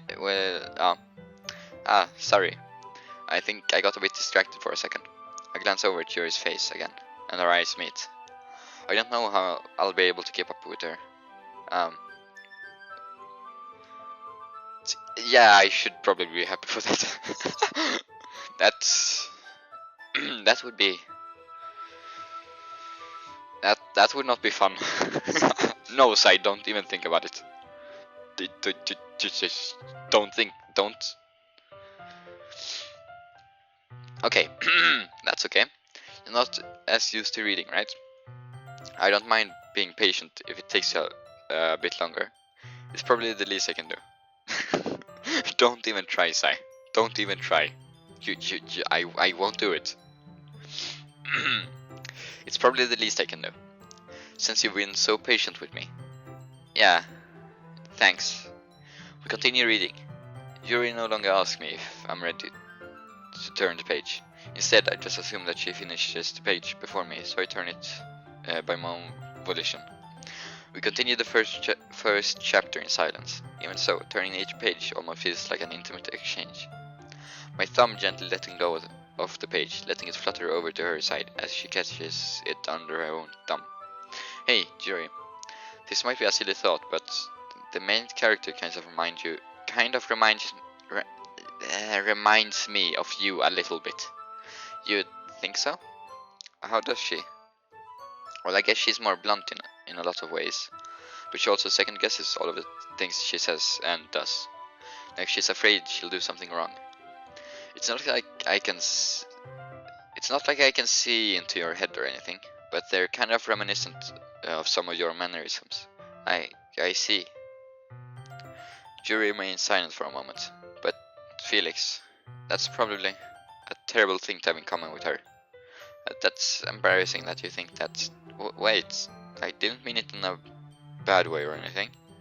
Sorry, I totally didn't. Sorry, I totally didn't know you were self-conscious about that sort of thing. I guess I'm more meant that it's kind of cute. What are you saying? All of Okay, everyone. I think it's about time we share today's poems with each other. Oh, so we make poems every evening. Well, that's lovely. That's gonna be fun. We might not have enough time if we wait too long. Yuri exhales, spared from finishing her thoughts. Is that alright, Yuri? You look kind of down. I'm sorry if you haven't been looking forward to this. It's not. It's fine. Yuri releases her hand from the book, causing it to close on top of my thumb. Alright, I guess I'll do some more reading tonight. Or would you prefer if I only read it with you?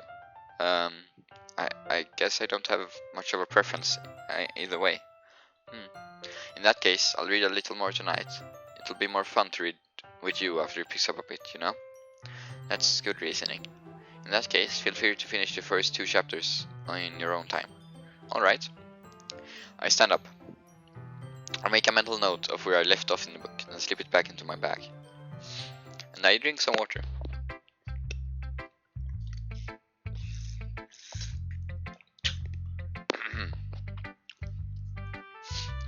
And I speak to Yuri first. Let's see what you've written for today. Yuri stares at the poem with a surprised expression on her face. Do you like it, Felix? How do you pick up on this so quickly? Just yesterday I was telling you the kind of techniques worth practicing. Maybe that's why. You did a good job explaining. I really wanted to try giving it more imaginary. No, Sai. No. I refuse. That's an adorable corgi, but I refuse. Yuri visibly swallows. Even her hands appear sweaty. I'm not used to this. Used to what? I don't know. It's fine. Take your time. Yes, that's a terrible idea. That's also adorable. Oh god. I refuse to do it. That's adorable, but I refuse. I don't think it's a good idea. You all would probably go, no, I don't want to.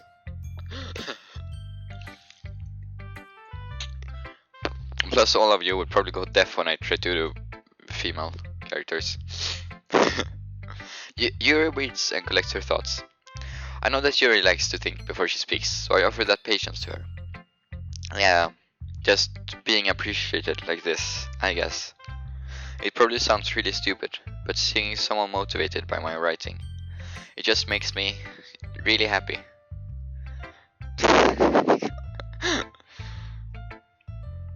Oh, yes, I can say no to that. That's weirdly adorable, but I can still say no.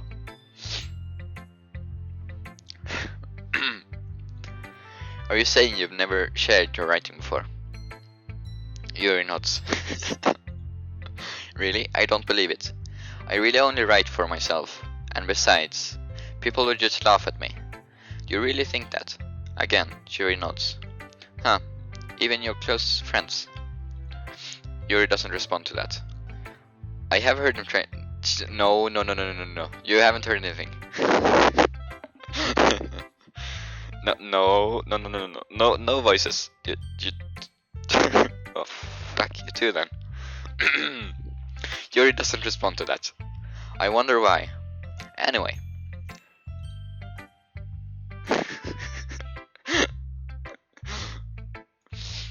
Do you want to share the poem you wrote today?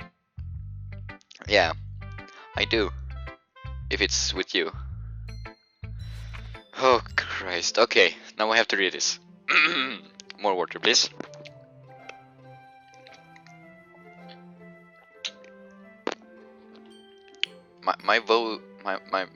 My throat is killing me. Okay, this'll be fun. The raccoon. It happened in the dead of night, while I was slicing bread for a guilty snack. My attention was caught by the scattering of a raccoon outside my window. That was, I believe, the first time I noticed my strange tendencies as an unordinary human. I gave the raccoon a piece of bread, my subconscious well aware of the consequences, well aware that a raccoon that is fed will always come back for more. The magic and sound equal, yes. The enticing beauty of my cutting knife was the symptom. The bread, my hungry curiosity, the raccoon, and unge.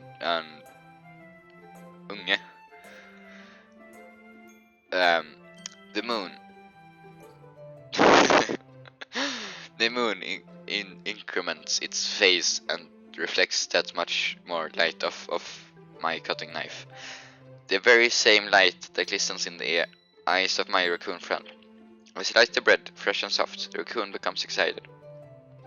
Or perhaps I'm merely projecting my emotions onto the newly satisfied animal.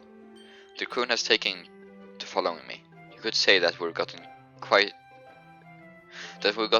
used to each other. The raccoon becomes hungry more and more frequently, so my bread is always handy. Every time I brandish my cutting knife, the raccoon shows me its excitement. A rush of blood, classic Pavlovian conditioning. I slice the bread, and I feed myself again.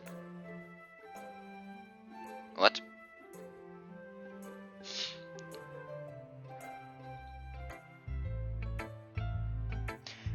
Shh, Robin. Shh, don't.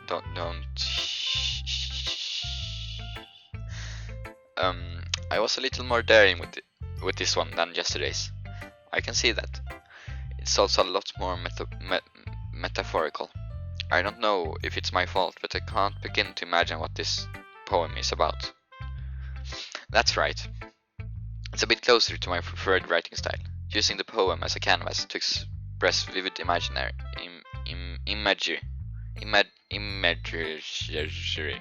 and conveying emotion through them. Yeah, if it takes it at face value, then I can't even figure out what it's supposed to mean. Well, I think it's something that different people can relate to in their own way. I want to express the way it feels for me to indulge in my more unusual hobbies. It's those sort of things that I'm usually forced to keep to myself. So I sometimes enjoy writing about them. Shush, Orange, shush. Why do you keep them to yourself? Because they're embarrassing, and people would make fun of me. Don't you have anything like that, Felix? Well, yeah, I guess I do. I feel like everyone has a little something like that. The best we can do is respect each other and our individualities, even if it's difficult sometimes, and some things make us uncomfortable. After all, if I hadn't learned to embrace my own weirdness, I would probably hate myself. I might.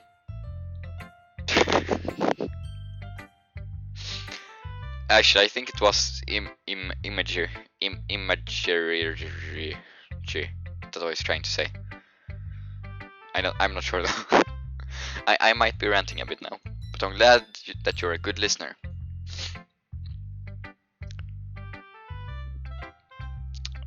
Next we take that one. Who's that one? That's that one. I actually think it was. I still can't say it. I can't say either of them, but you know. And that was the word. I liked your last one better. Yeah, really? Well, yeah, I can tell you are a little more daring with this one, but you're really not good enough for that yet. It fell flat. She what? She has a name who you know. What? Orange what? Oh, so fuck you, Robin. I remember your name. Definitely. I'm not gonna have a voice tomorrow, am I?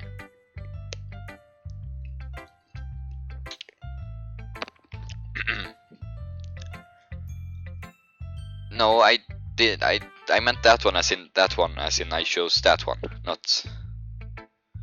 Yeah, as in. Okay, sure. No, I meant that as that person to choose. Words are hard. That might be true, but I just wanted to try something different. I'm still figuring this all out. I mean, I always like poems that aren't trying too hard. I hate when people try to sound fancy or add more meaning just by using annoying, complicated language. I just make it simple, cute, and to the point. Natsuki? Like that? Natsuki? Something? Did I say it right? Natsuki? Natsuki?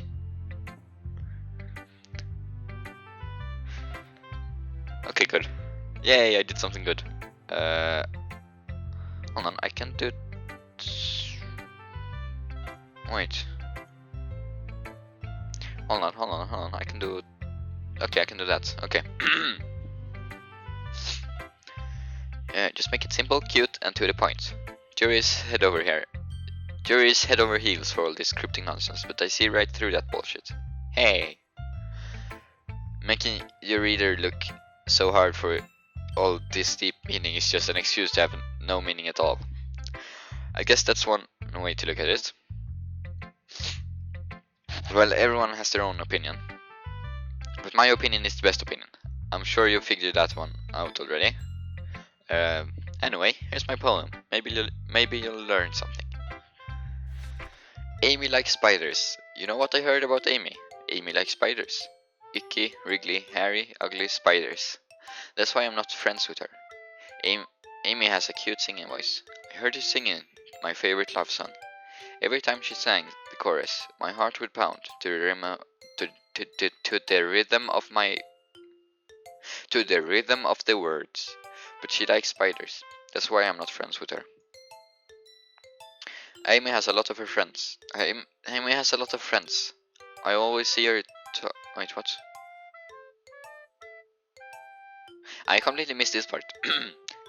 One time.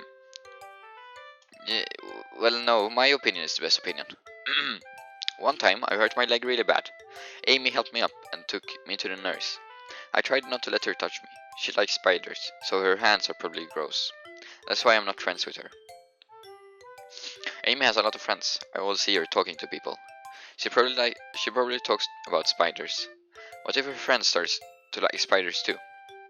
That's why I'm not friends with her. It doesn't matter if she has hobbies. It doesn't matter if she keeps it private. It doesn't matter if it doesn't hurt anyone. It's gross. She's gross. The world is better off without spider lovers. And I'm gonna tell everyone. Not bad, right? It's quite a bit longer than yesterday's. Yesterday's was way too short. I was just warming up. I hope you didn't think that was the best I could do. No, of course not. Anyway, the message is pretty straightforward in this poem. I doubt I have to explain it. Sometimes you can explain complicated issues with much simpler analogies. It helps people realize how stupid they're being. Like anyone would agree that the subject of this poem is an ignorant jerk. Do you know people like that? Of course, it's about how everyone thinks but that doesn't matter. It can be about anything. I wrote it to be easy to relate to. Everyone has some kind of weird hobby or a guilty pleasure. Something that you're afraid if people find out that they made fun of you or think less of you. But that just keeps people stupid. Who cares what someone else likes, as long as they're not hurting anyone and it makes them happy. I think people really need to learn to respect others for liking weird things. Huh, that's funny. Yuri wrote about something similar today. Huh? Did you say Yuri? Yeah. She said her poems was about an unusual hobby of hers. I didn't really get it. But she said something similar to you. That people shouldn't make each other feel insecure about those things. Really? Well, I mean, Yuri is pretty weird, so I wouldn't doubt that she has some weird hobbies. Not that there's anything wrong with that. It's not like I would judge her or anything. Natsuki has trouble finding words. I guess I should try not to be so mean to her. If she feels insecure about her weird behaviors and stuff. I mean, I always hate people who make me feel insecure. And Yuri made me feel insecure yesterday. But the way you put it, it sounds like she's learned her lesson. Well, I would say so. Even if her writing style is really different, I'm sure she'll appreciate the message in your poem. It's what I do best, after all. I don't like writing unless there's a good message to take away from it. Like, conveying emotions is important, but I want to make people think, not just feel. Remember that. I'm gonna write a good one for tomorrow, too, so look forward to it. And Monica. Hi again, Felix. How's the writing going? Alright, I guess. I'll take that. As long as it's not going bad. I'm happy that you're applying yourself. Maybe soon you'll come up with a masterpiece. Haha, I wouldn't count on that. You never know. Want to share what you wrote for today? Sure, here you go. I gave my poem to Monica. Alright. Great job, Felix. I was going ooh in my head while reading it. It's really metaphorical. I'm not sure why.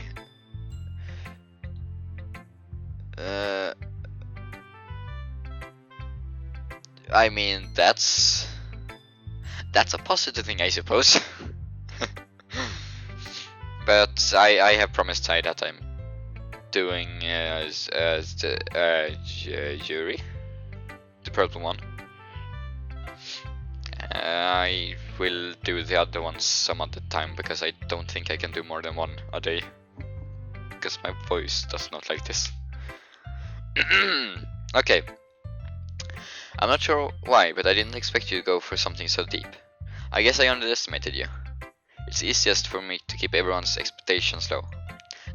That way, it always counts when I put in some effort. That's not very fair. Well, I guess it worked anyway.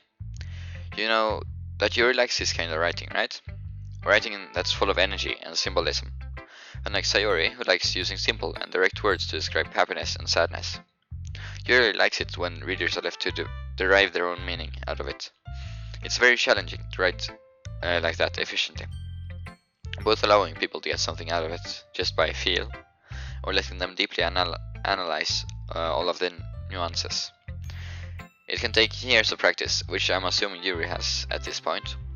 I never really asked though. I'm sure I'm nowhere near her level yet. Don't worry so much about that. You do your own thing. Just keep exploring and learn by trying new things. But anyway, you want to read my poem now? I like the way this one turned out, so I hope you do too. Alright, let's take a look. The colors. They won't stop.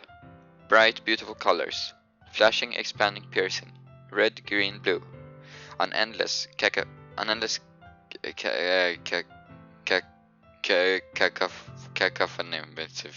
of meaningless noise. Noise, it won't stop. Violent, grating waveforms. Speaking, screeching, piercing. Sign, cuisine.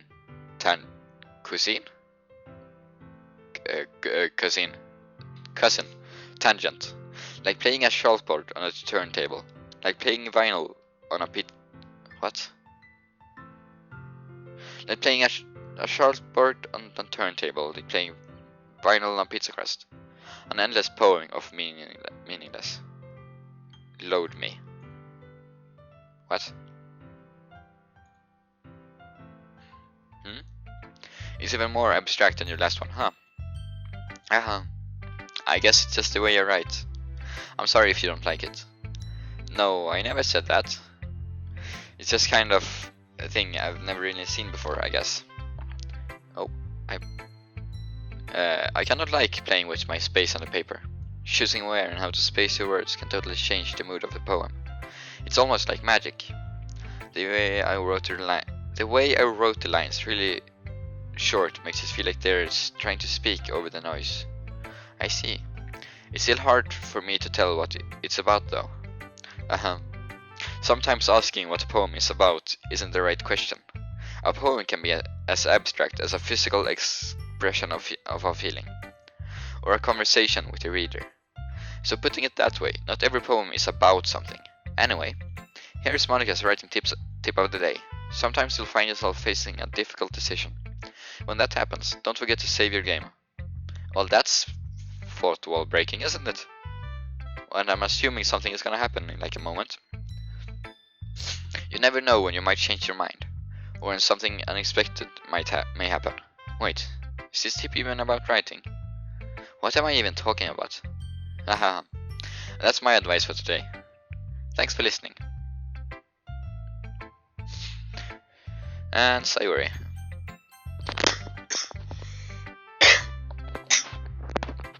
I'm slowly losing my voice here. Oh, I like this one, Felix.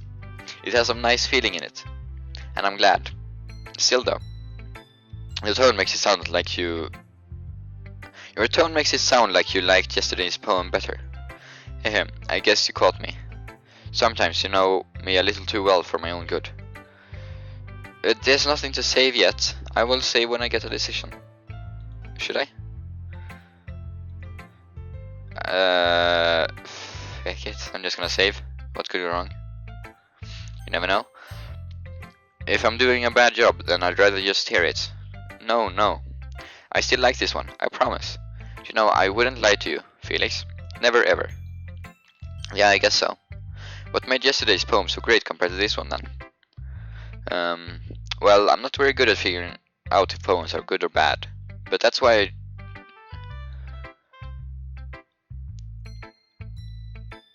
I did break it once. Sigh. Explain. But that's why I just go by my heart. If it makes me feel things, then it must be a good poem. I'm not sure that's exactly how it works. Then again, I guess conveying feelings is a pretty important part of this whole thing. Yeah, maybe. I did. Deleting Monica was a bad idea. Let's just say that much. Okay. I think, yeah, this entire thing is saved as a video in Twitch afterwards when I stop streaming. So you can just go back. It was like 50 minutes in or something.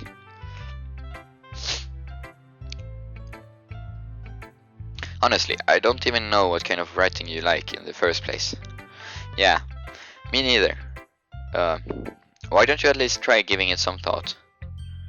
Aw, you wanted to write something for me. That's so sweet. Yeah, right. But you're always thinking about other people. You need to think about yourself once in a while. If you don't, you might end up getting hurt at some point. Eh? Well, I don't really know what you mean, but I'll try to keep it in mind. Well, whatever. Anyway, let's see. I guess I like it. Happy poems. Wait, sometimes I like sad poems too. Sometimes a little bit of both. There's a word for that, right? What's the word I'm looking for? Bittersweet. Yeah, I like things that are happy and things that are sad. Happy and sad? I can't see you liking something sad, Sayori. Well, I like happy the most. But sometimes when you have a little rain cloud in your head, a sad poem can help you give the rain cloud a little hug. You need to go to this store. Wait, candy raid? Huh. So now you have a difficult choice, and you can't save in real life. Can you? Is it possible to save in real life, Sai?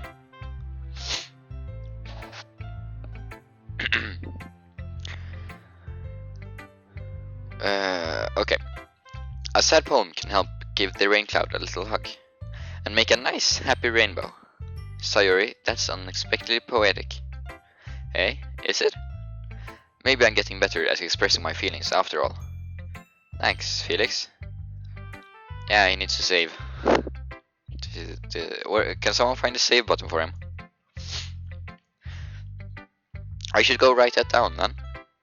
You can read my poem now, okay? Okay. Bottles. I pop up my scalp like the lid of a cookie jar. It's a secret place where I keep all my dreams. Little balls of sunshine, all rubbing together like a bundle of kittens. I reach inside with my thumb and forefinger and pluck one out. It's warm and tingly. But there's no time to waste. I put it in a bottle to keep it safe. And I put the bottle on the shelf with all of the other bottles. Happy thoughts, happy thoughts, happy thoughts in bottles, all in a row. My collection makes me lots of friends. Each bottle a starlight to make amends. Sometimes my friend feels a certain way. Down comes a bottle to save the day. Night after night, more dreams. Friend after friend, more bottles. Deeper and deeper my fingers go, like exploring a dark cave, discovering the secrets hidden in the nooks and crannies. Digging and digging, scraping and scraping. I blow dust off my bottle caps. It doesn't feel like time elapsed. My empty shelf could use some more. My friends look through my locked front door. Finally, all done. I open up and in comes my friend. In they come, in such a hurry. Do they want my bottles that much? I frantically pull them from the shelf, one after another, holding them out to each and every friend. Each and every bottle. But every time I let one go, it charges against the tile between my feet. Happy thoughts, happy thoughts, happy thoughts, in shards all over the floor. They were supposed to be for my friends who aren't smiling. They're all shouting, pleading, something. But all I hear is echo, echo, echo, echo, echo, inside my head. That was poetic. I also like Sayumi's poems the most. Well, at least this one. This is a good one. I like this. And look, water. Do I have more water? I don't have more water. Do I? I'm gonna get more water. I'll be right back.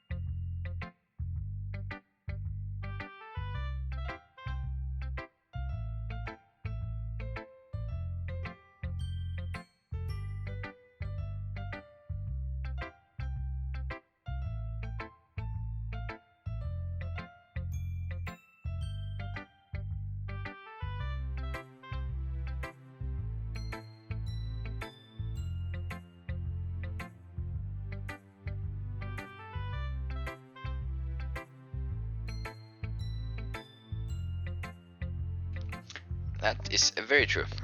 Okay, I'm back. I has water now. And the water is good.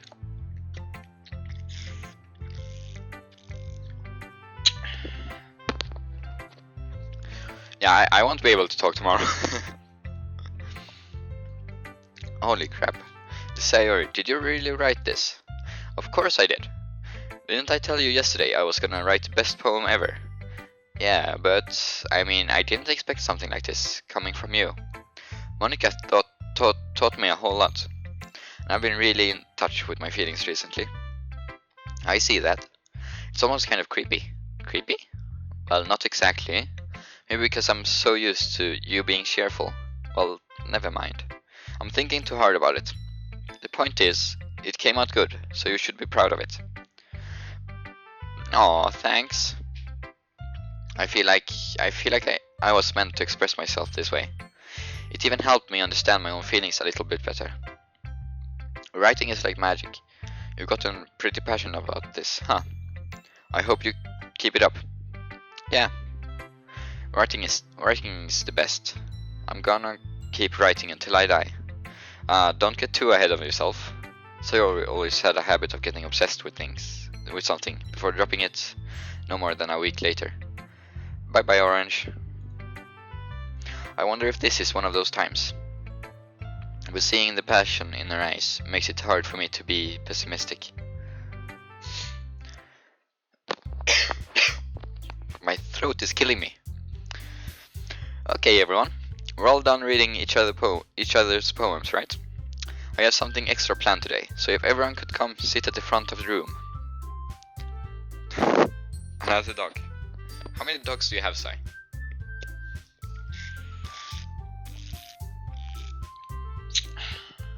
My throat really does not like me. Is this about the festival? Well, sort of. Do we really have to do something for the festival? It's not like we can put together anything good in just a few days. You can never have enough dogs, Sai. You should know that. We'll just end up embarrassing ourselves instead of getting any new members. That's a concern of mine as well. I don't really do well with last minute preparations.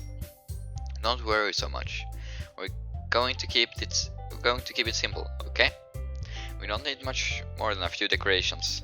Sayori has been working on posters, and I've designed some pamphlets we can give out during the event.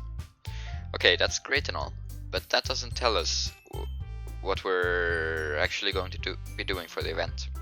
Ah, sorry, I thought you heard about it already. We're going to be performing. Performing? Monica. Yeah, we're going to be having a poetry performance. Each of us are going to choose a poem to recite during the event. But the cool part is, we're also going to let anyone else come up and recite poems too. Sayori is putting it all on poster in case anyone wants to prepare ahead of time. Sayori, who's been coloring a poster, holds stuff for us to see. Are you kidding me, Monica? You didn't already start putting those posters up, did you? Well, I did. You really think it's that bad of an idea? Well, no, it's not a bad idea. But I didn't sign up for this, you know? Okay. Robin does a Terminator on us. He'll be back. There is no way I'm going to be performing in front of a group of people like that. I agree with Natsuki. I could never in my life do something like that. Imagining it, Yuri shakes her head in fear. Guys, no, Sayori. I understand where they're coming from. Remember that Natsuki and Yuri have never shared their poems with anyone until just a couple of days ago. It's a lot to ask them to recite their poems out loud to a whole room full of people. I guess I kind of overlooked that, so I'm sorry. But I still think we should give it our best. We're the only ones responsible for the fate of this club. If we start the event and each put on a good performance, then it will inspire others to do the same. And the more people who perform, the better we'll be able to get to show everyone what literature is all about. Yeah, it's about expressing your feelings, being intimate with yourself. Oh God, Sai. Oh, okay, that's a couple of them.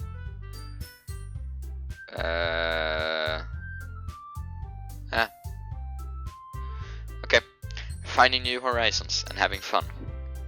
That's right, and it's those reasons that we were all in this club today. Don't you want to share that with others? To inspire them to find the same feelings that brought you in here, to find the same feelings that brought you here in the first place. I know you do. I know we all do. And if all it takes is standing in front of the room for 2 minutes and reciting a poem, then I know you can do it. Natsuki and Yuri remain silent. Sayori looks worried. I guess that leaves me no choice. I agree. I don't think it's too much to ask. I think that Sayori and Monika have been trying really hard to get new members. The least we can do is help them out a little bit. Well, maybe, but it looks like Natsuki doesn't have any arguments left. Okay, fine. I guess I'll just have to get it over with. Alright. Phew. Thanks, Natsuki. What about you, Yuri? Yuri dejectedly glances over at everyone else's expectant faces. Sigh. I guess I really don't have a choice. That's everyone. You're the best, Yuri. This club is seriously gonna be the death of me. Oh gosh. You'll be fine, Yuri. But anyway, let's move on to the main event. I want each of you to choose a poem of yours. We're going to practice reciting them in front of each other. No way, Monika. This is too sudden. Well, if you can't recite your poem in front of the club, how do you expect to do it in front of strangers? Oh no. Don't worry. I'll start off to help everyone feel a little more comfortable. Can I go next? Of course. Now, let's see. Monika flips through her notebook to the specific poem she has in mind for herself. She then stands behind the podium. The title of this poem is The Way They Fly. Ahem. Monika begins reciting her poem. Her clear, confident voice fills the room. More than that, her inflection is pristine. She knows exactly how to apply emotion behind each line she recites, bringing the words to life. Is this something she's done before, or is she simply unnatural? I glance around me. Everyone has their eyes on Monika. Sayori looks amazed. Yuri has an intense expression on her face that I don't understand. Finally, Monika finishes her recitation. The four of us applaud. Monika takes a break and breath and smiles. That was so good, Monika. Thank you very much. I was just hoping to set a good example. Are you ready to go next, Sayori? I'll go next. Yuri's fired up all of a sudden. Yuri clutches a sheet of paper between her hands and stands up. Keeping her head down, she walks quickly over to the podium. This poem is called...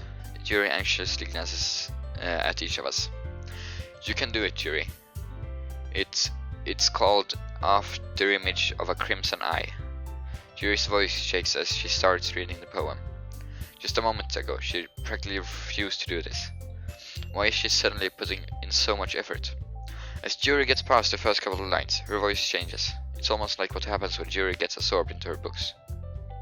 Her quivering words transform into the sharp syllables of a fierce and confident woman. The poem is suddenly full of twists and turns in structure that she enunciates with perfect timing. This must be a rare glimpse into the whirling fire Yuri keeps concealed inside her head. Suddenly, she's finished. Everyone is stunned. Yuri snaps back into reality and glances around her, as if she bewildered even herself. It's up for me to save the situation. I'm the first to start applauding. Everyone joins me afterwards, and we give Yuri the recognition she deserves. It's not that we didn't want to applaud for her, but we were caught so off guard that we must have forgotten. As we applaud, Yuri holds a poem to her chest and rushes back into her seat. Yuri, that was really good. Thank you for sharing. Looks like Yuri is down for the count. Okay, I guess I'm next then. So Yuri hops out of her chair and cheerfully walks to the podium. This one's called My Meadow. Haha. Sorry, I giggle. Sayori, it's a lot harder than I thought. How did you guys do it so easily? Try not to think of it like you're reciting to other people. Imagine you're reciting it to yourself, like in front of a mirror or in your own head. It's your poem, so it'll come out the best that way. I see. Okay then. Sayori begins her poem. Somehow, it feels like her soft voice was made as a perfect match. The poem isn't aimlessly cheery like Sayori is. It's serene and bittersweet. If I were to read this on paper, I probably wouldn't think much of it, but hearing it come from Sayori's voice almost gives it a whole new meaning. Maybe this is what Sayori meant when she said she likes my poems. It's like I get to reach more deeply into someone I thought I knew through and through. Sayori finishes and we applaud. I did it! Good job, Sayori! Ahem, even Felix liked it. I guess that's a good sign. What does that even mean? It came out nicely, Sayori. The atmosphere of the poem fits you really nicely. But it might be that other poems wouldn't work quite as well with that kind of delivery. Eh? I don't really understand. In other words, I've seen poems of yours where that sort of gentle delivery wouldn't work as well. They might need a little more force behind them, depending on what you're reading. Oh, I know what you mean. Well, I've been practicing that kind of thing. It's just embarrassing to do in front of everyone. Ahem. Then next time, I'm going to make you pick a poem that challenges you a little more. We don't have much time before the festival, you know? Okay. Now, who's next? Natsuki? Don't make me go before Felix. It's not like I can compare to you guys anyway. Might as well let Felix lower everyone's standards a little before I have to do it. Natsuki? It's fine. I might as well get it over with. But it's not like I have much of a selection of what to read. Welcome back. Welcome back to Felix butchers the English language. And my voice is slowly dying.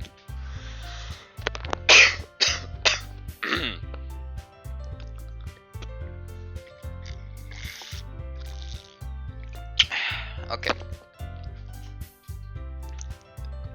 I'll just have to go with what I wrote for today. I stand up and step in front of the podium. Everyone has their eyes on me, making me feel terribly awkward. I recite my poem. Since I'm not exactly confident in my own writing, it's hard to put energy into it. Despite that, once I finish, I receive applause anyway. Thank you, Orange. Thank you. Sorry, I'm not really as good as everyone else. Don't worry about it so much. I think it's less about your abilities and more about your lack of confidence in your writing. That's something that will improve over time though. Yeah, maybe. Alright then. That just leaves you, Natsuki. Yeah, I'm going. Natsuki begrudgingly gets out of her seat and makes her way to the podium.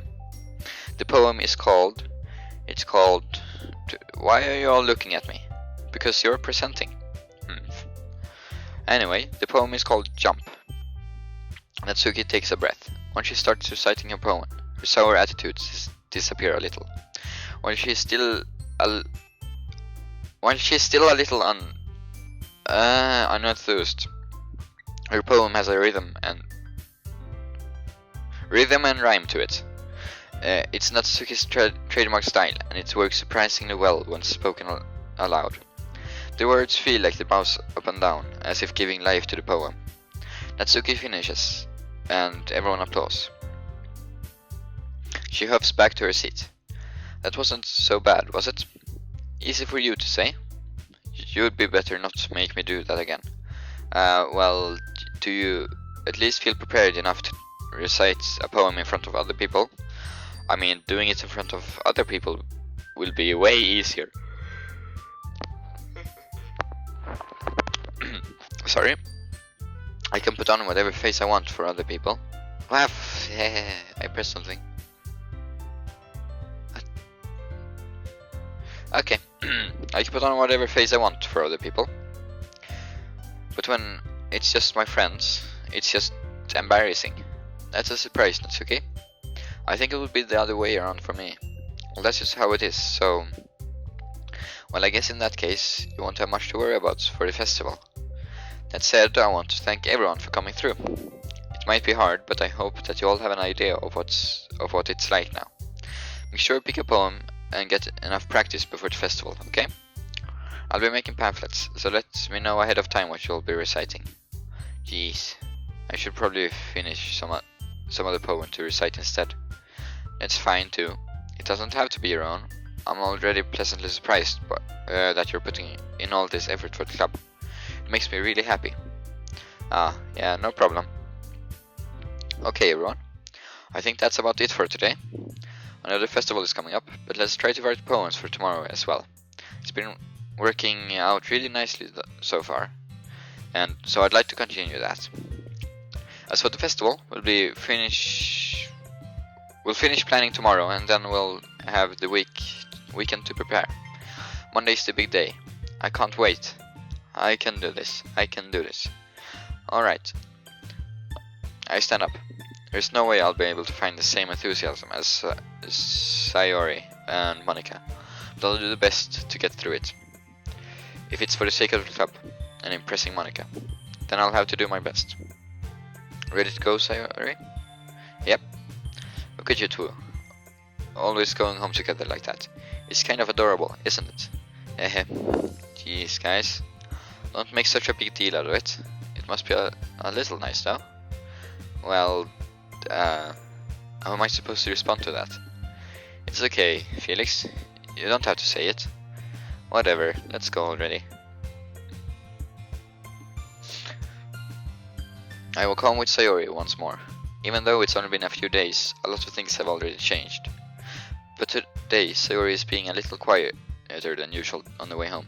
Hey, Sayori. Sorry, I was spacing out. No wonder. I was thinking about something from earlier.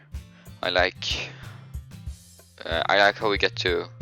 I mean, Sayori fumbles with her words. So, let's just say that one day, Jury asked to walk home with you. Huh? What would you do? What kind of question is that? You're kind of putting me on the spot here.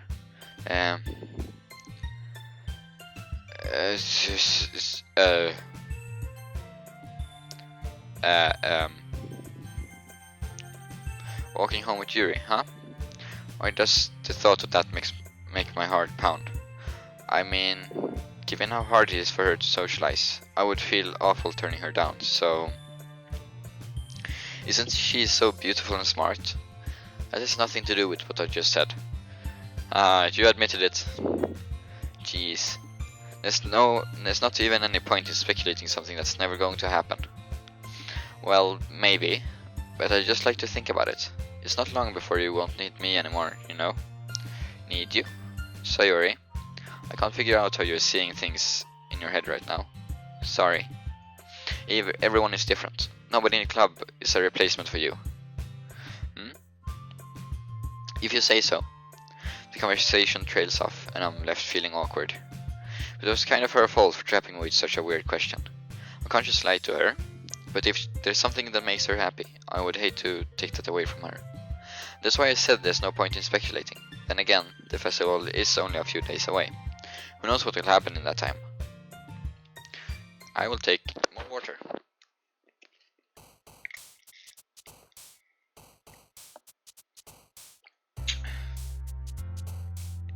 Okay.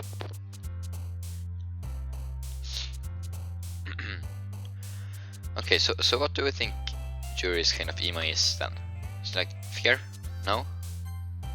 Disasters? Infinite?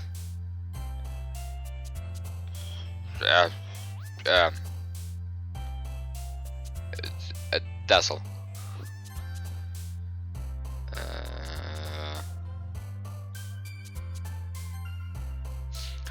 I have no idea what that means, so I'm just intellectual emo. That helps me really much because I know intellectual emo. So that's like okay. Melancholy.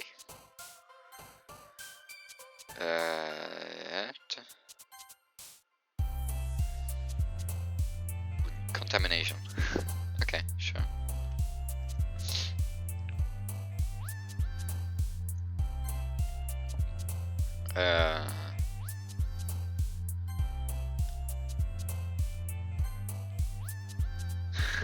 Yeah.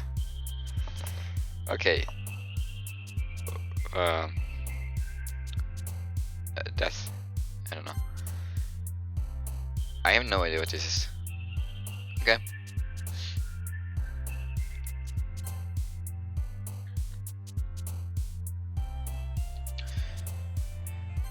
I'm just going here. That's no horror. I can horror. Papa. There we go. Now no one feels left out. Scars. Okay, so. And done. Oh man, I'm the last one here again. Don't worry, I just walked in too. Were you practicing piano again? Yeah. Haha. You must have a lot of determination. Are you proud of me, Sai? Are you proud of me? Starting this club and now picking up piano. Well, maybe not determination, but I guess passion. Remember that the club wouldn't be here if it wasn't for all of you. And I'm super happy that you're all willing to help out for the festival too. I can't wait for the festival. It's gonna be great. Hey, weren't you complaining about it yesterday, Natsuki? Well, yeah. I'm not talking about our part of the festival, but it's a whole day of school where we get to play and eat all kinds of delicious food. Yay, I got a puppy. Thank you. Thank you for the puppy.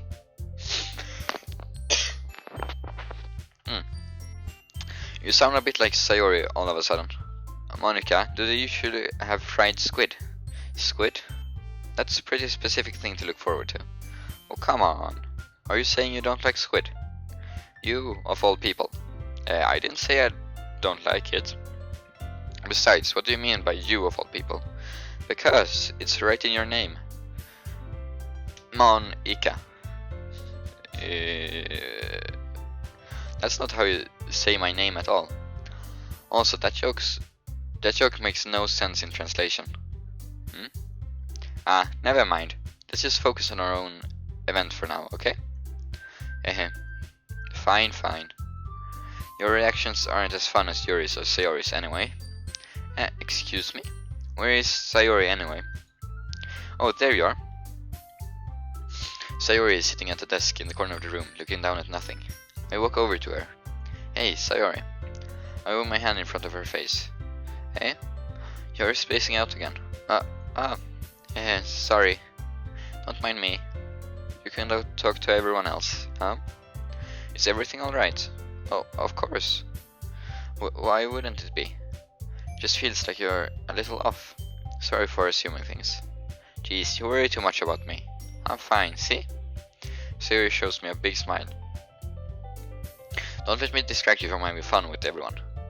Well, alright, if you say so. I already glanced at Sayori before turning back towards everyone else.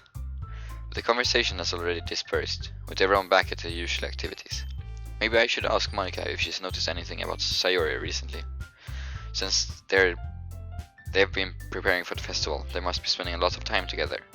I timidly approach Monica, who is shuffling through some papers at her desk. Felix, what's up? Hey, this might sound a little strange, but have you noticed anything up with Sayori recently? Anything up with her? In what way do you mean? Maybe I'm reading into it. Maybe I'm reading into it a little too much, but she seems a bit downcast today. Oh, you think so? I can't say I've noticed anything about her. Monica peers across the room at Sayori, who's idly dragging a rubber eraser up and down her desk. Maybe there's something on her mind. But I'm surprised I'm not the one asking you, Felix. You certainly know her a lot more better than I do. Yeah, but she's never really liked this. She's always talked to me about things that bothered her. But this time, when I asked her, she was really dismissive. Sorry, I know it's not your problem. I just wanted to ask you if you knew anything, so I'll drop it now. No. It's important to me too. I mean, I'm also friends with her. And I also care about the well-being of my club members, you know? Maybe I'll try talking to her myself. Hey, are you sure about that? She seemed like she wanted to be left alone. Are you sure? Maybe she just has a hard time bringing it up with the person of interest. Person of interest? What do you mean by that? I'm saying that maybe the thing on her mind is you, Felix. Me? How on earth would you come to that conclusion? Well, I probably shouldn't say too much, but Sayori talks about you more than anything else, you know? Eh? She's been so much happier ever since you've joined the club. It's like an extra light was turned on inside of her. What? No way. Sayori's always like that. She's always been full of sunshine. It's not any different now than it has always been. Ahem. You're so funny, Felix. Have you thought that maybe you've always seen her as so cheerful because because that's just how she is when she's around you? Ah, I said too much. I'm sorry. What do I know anyway? I didn't mean to jump to conclusions, so you should just forget about what I said. I'll try to talk to her, so try not to think about it for now. Alright. Monica smiles meaningfully. I know she said to forget about it, but I already know that I won't be able to get her words out of my head. Monica stands up from her desk and walks across the room to where Sayori is sitting. I watch her kneel down next to Sayori and gently talk to her, but she's keeping her voice so quiet that I can't hear from here. I sigh and sit down myself. I know Sayori told me not to worry about her and to have fun with everyone else. But that's impossible to do when she's behaving like this. Exactly how much do I care about her that I'm letting this weigh me down so much? Now it feels like I'm the one behaving out of the ordinary. But there's nothing I can do besides wait for Monica. Why does it feel like I'm being watched? I glance around the room. Suddenly I notice Yuri peering at me from over her book. But she looks away just as quickly, with a flustered look on her face. I realize that she won't get anywhere like this. I never really seen Yuri approach anyone or start a conversation on her own accord, so I have no choice but to approach her myself. By now it's a little easier for me to do that. I stand up from my desk and sit in the one next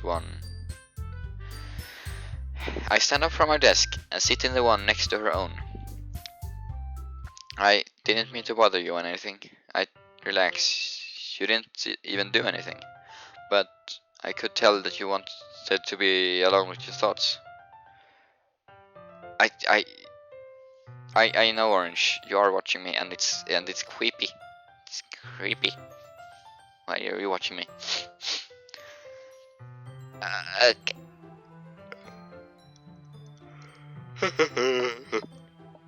Sorry. I have been reading for about 3 hours now. I will not have a voice tomorrow. Alone with my thoughts? How are you even able to tell that I was thinking like that? Well, it's something that I do a lot, so it isn't hard for me to spot based on your posture and expression. Not that I was staring or anything. I didn't do anything creepy like that. In any case, I guess you were right. I'm sorry I caused you any concern. Don't apologize. Your troubles are only the concerns of those who's willing to share in that concern.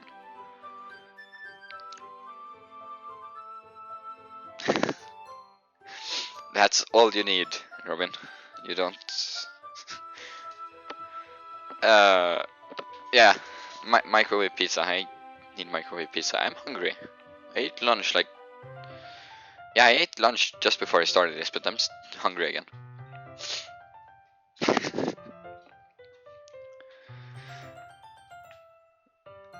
Yeah. Perfect. Okay. Your troubles are only the concern of those who willingly share in that concern. Of course, there are certainly those who find the most comfort in keeping to themselves. But if you would prefer to share what's on your mind, then I would be glad to listen. It's really not that big of a deal. I was just feeling a bit uneasy about Sayori. Sayori? Yeah, she seems a little off today, but when I asked her about it, she didn't want to admit it to me. Yeah. I don't really like Sil that much, to be honest. It's been a long time since I ate it last though. So who knows, I might like it. So I can't help but wonder if something happened to her. Oh? That's quite romantic, eh? Sorry, I didn't mean to say something stupid. It's not that, I just didn't want you to misunderstand. Sayori and I have been friends for a long time, that's all. Ah, I see. Then perhaps it's unusual for her to be dismissive to you about her feelings. Maybe I'm just reading into it a little too much. Perfect. That's the optimal way to eat any sort of food. Just directly out of the jar. Felix. The world is full of meaning, often hidden deep beneath plain sight. And there are many untold stories behind every person, no matter how well you may know them. So you think that there might be something behind it after all? I think that Sayori is a very complex person. Her mannerisms on the outside don't always match what may be going on inside her head, and she may not always know what she wants. I noticed her strange behavior today too, and I also feel like some concern for her. But in your case, it looked like she was fully occupying your thoughts, wasn't she? Well, I guess that was the case. Sayori, she really means a lot to you, don't she? I guess. But you don't need to put it that way. We're just good friends, that's all. Yuri suddenly looks deeply into my eyes. Her expression is gentle and curious, as if she was searching for something. Embarrassed, I avert my gaze. Sometimes, a person's mysteries are untold even to themselves. And you, as someone honest and caring, may uncover feelings you weren't aware were in you. That is, I think that she would be a very fortunate person to have you feel that way about her. Yuri, you're giving me too much credit. I'm a pretty simple guy, so I think I'm pretty good at understanding my own feelings. I'm not nearly as sophisticated as you. That's not a compliment, is it? My phone is... Shush. It is what it is. Anyway, as long as we're here, why don't we do some reading? Well, as long as you're okay with it. Yeah, I should be taking my mind off this whole thing anyway. Why don't you go ahead and get started? Yes, let's. Actually, I have a request. Do you mind if I make some tea first? Not at all. Thanks very much. If there's one thing that you can make my reading time here any better, it's a nice cup of tea. Not to mention for yourself as well. Yuri stands up and makes her way to the closet. I follow and watch as she retrieves a small water pitcher from the shelf. The kind with a filter inside. Can you hold this for a second? Sure. Yuri hands me the water pitcher and also fetches an electric kettle. I'm going to plug this into the teacher's desk and then we'll go get some water. She walks past me and sets the kettle down on the teacher's desk. I simply watch her movements. To my surprise, the way she moves really contrasts her speaking mannerisms, especially because of her long legs. Yuri appears elegant and methodical. Okay, may I have the water pitcher? Thanks, I'll be right back. I might as well walk with you. Yeah, why not? Shall we go then? Yeah. Where are you two off to? We're just going to make some tea, so... I suddenly realize how weird it sounds to explain this to Monica. We're just filling the water pitcher. Ah, okay.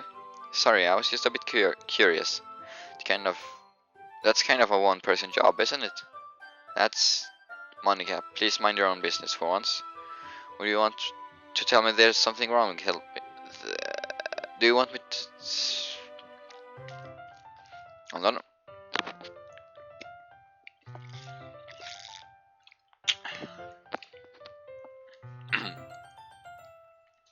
Or do you want to tell me there's some... I'm trying. Or do you want me to tell... Do you want to tell me there's something wrong with helping involve tests? What? There's something wrong with helping involve tests in club activities. Whatever. My mouth gapes. I suppose there's nothing wrong with that. Let's go, Felix. Yuri quickly exits the room, and I follow. I can't speak no, I know that.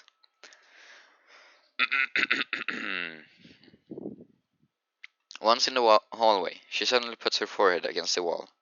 I spoke without thinking. How could I say something like that? Jury. I just... Something about the way she said that. It made me feel so irritated. What's wrong with me? No, Jury. I think you did the right thing. I wasn't expecting it, but it's also not right for Monica to judge people like that. Felix, how come when I do something bad, you're being nice to me? Because nothing that you do is as bad as you make it seem in your head. Nobody's perfect. We have emotions, and we can't always hide them away. But you always amplify things in your head. Your mind turns a light rain shower into a hurricane. No.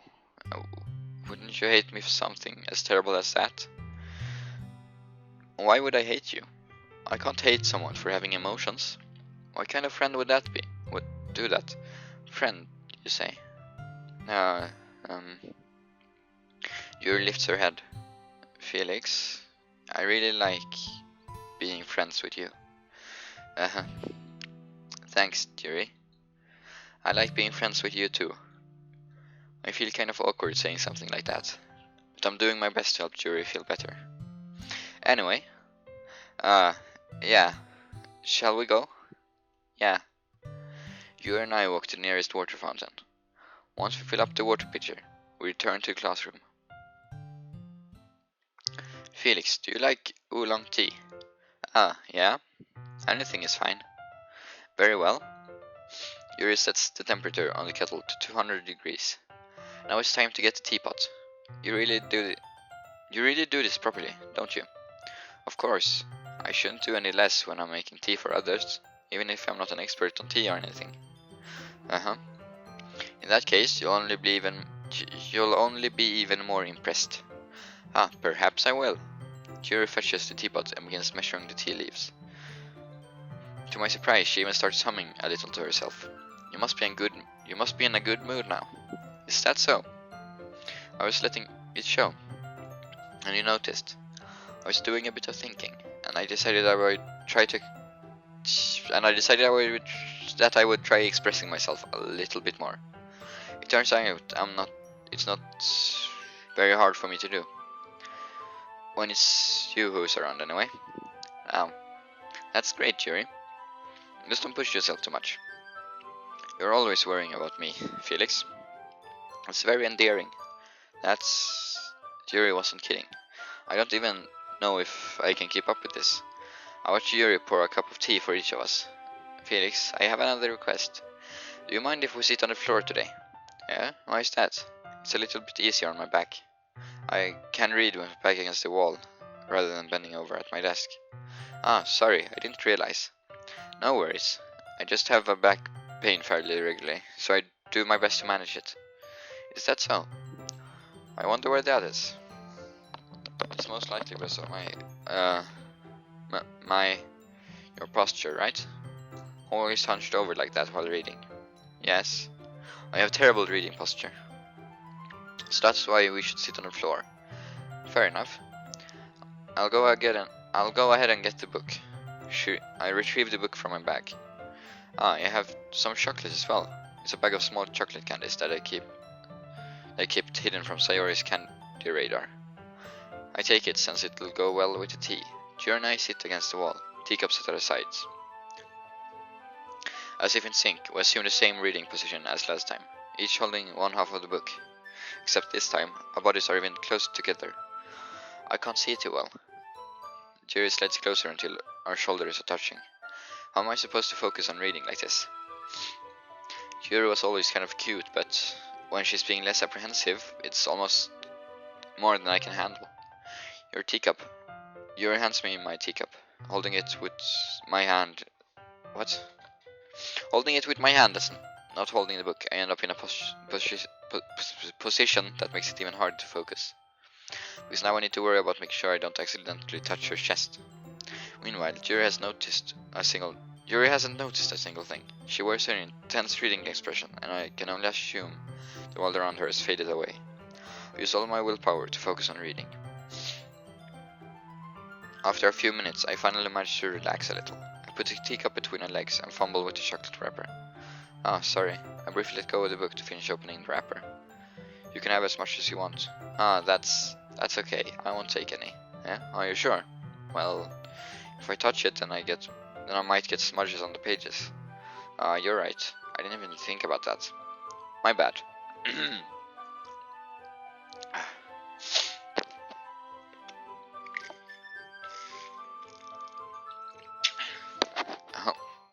How long is it for one girl?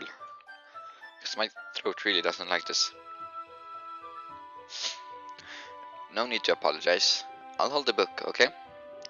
Are you sure? Of course.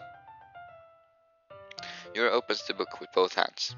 She holds it so that I don't have any harder of a time reading from it. But as a result, her left arm is practically resting on top of my leg. Well, in that case, Yuri is already totally focused on reading again. I take a chocolate candy and pop it in my mouth. Then I take another chocolate and I hold it up to Yuri.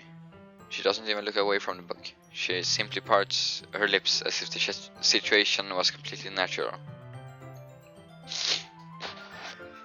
The sigh is getting excited. Okay, that's good. But that means I can't stop here. Apprehensively place the chocolate in her mouth. Just like that, Yuri closes her lips over it. Eh?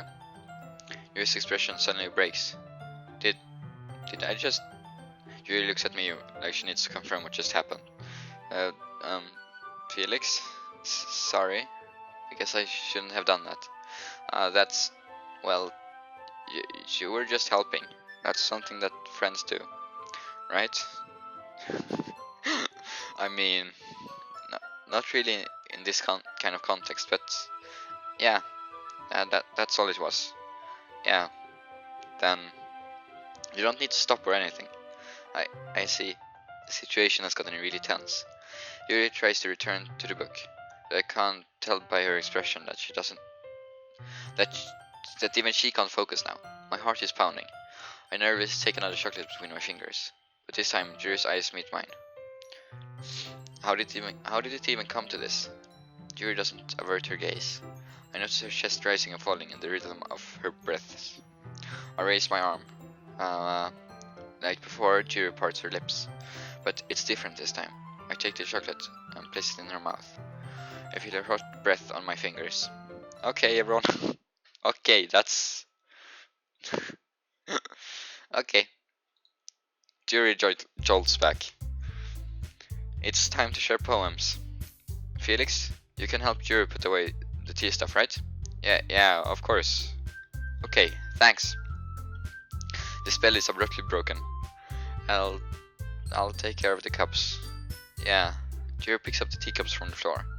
I pick up the bag of chocolates. In the end, we hastily clean up without so much as a single word between us. I get the feeling this is something neither of us will have the courage to bring up.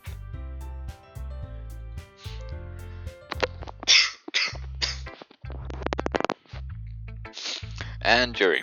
Okay.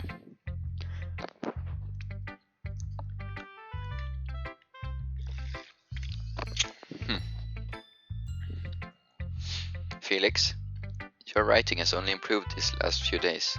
Every poem you've shown me has been nothing short of spectacular. I can really feel the emotions. I'm a little envious even. I don't think it ever came to me this naturally. Naturally. Yuri, that's the wrong way to put it. This never did come naturally to me. But I've been able to improvise so much thanks to you. You're really the example I was chasing after. Is that so? Yuri gently smiles to herself. This feeling. I'm so glad I got a chance to share my writing. I never thought I would feel like this. I remember you mentioning that yesterday. I can't believe that you're so good at something and you've never even shared it with anyone. It's kind of a shame. Maybe, but it's not like I really had a choice. What do you mean? Well, Yuri smiles sadly. Felix, during lunchtime, I eat by myself. Did you know that? It's a great time to find a quiet spot to do some reading. In fact, I always have some books with me.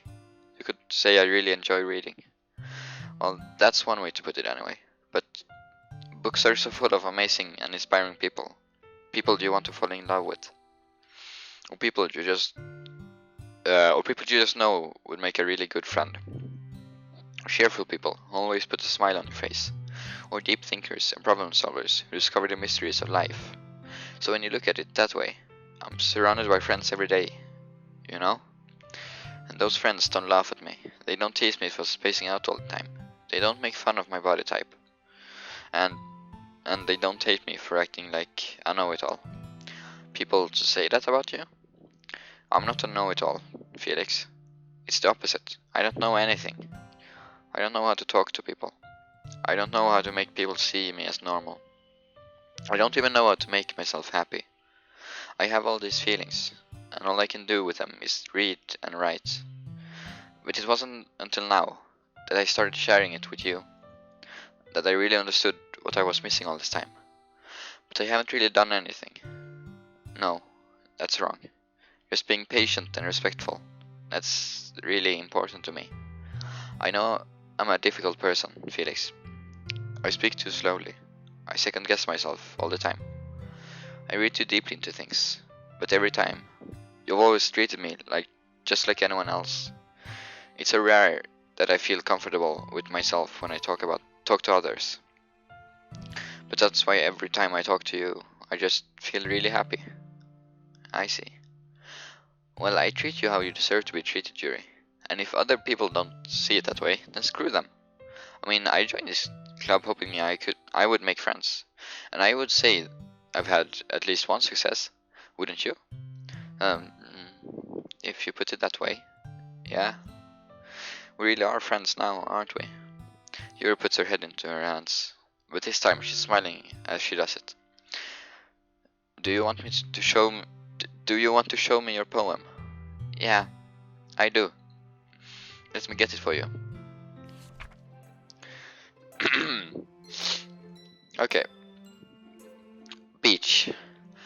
A marvel millions of years in the making, where the womb of Earth chaotically meets the surface. On a clean blue sky, an expanse of bliss. But beneath the rolling clouds, an endless enigma. The easiest would be to get lost in.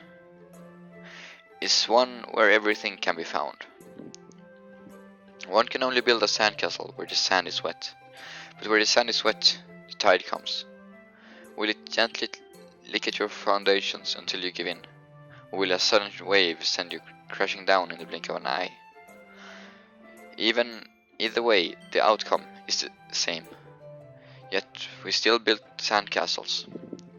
I stand where the foam wraps around my ankles, where my toes squish into the sand. The salty air is therapeutic. The breeze is gentle yet powerful. I sink my toes into the ultimate boundary line, tempted by the foamy tendrils. Turn back, and I abandon my peace to a road at the shore. Drift forward, and I return to Earth forevermore. I'm aware that the beach is kind of an inane thing to write about, but I did my best to take a metaphorical approach to it. You say that like you didn't even want to write about it. Oh, you haven't heard? After yesterday, Natsuki and I, well, it was amusing that we wrote about something similar in such different ways. So Natsuki wanted us to write about the same topic as each other again.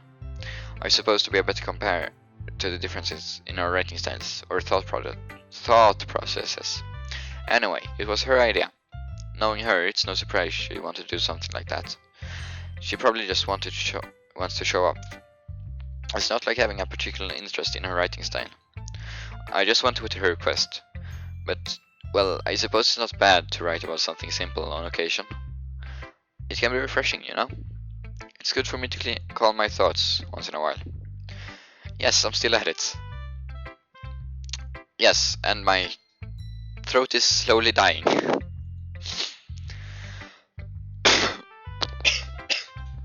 I have been reading for 3 hours. This is...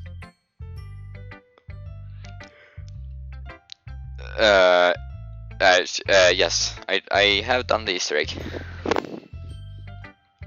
It's good for me to call my thoughts once in a while. Yeah, I think I agree. Thanks for sharing.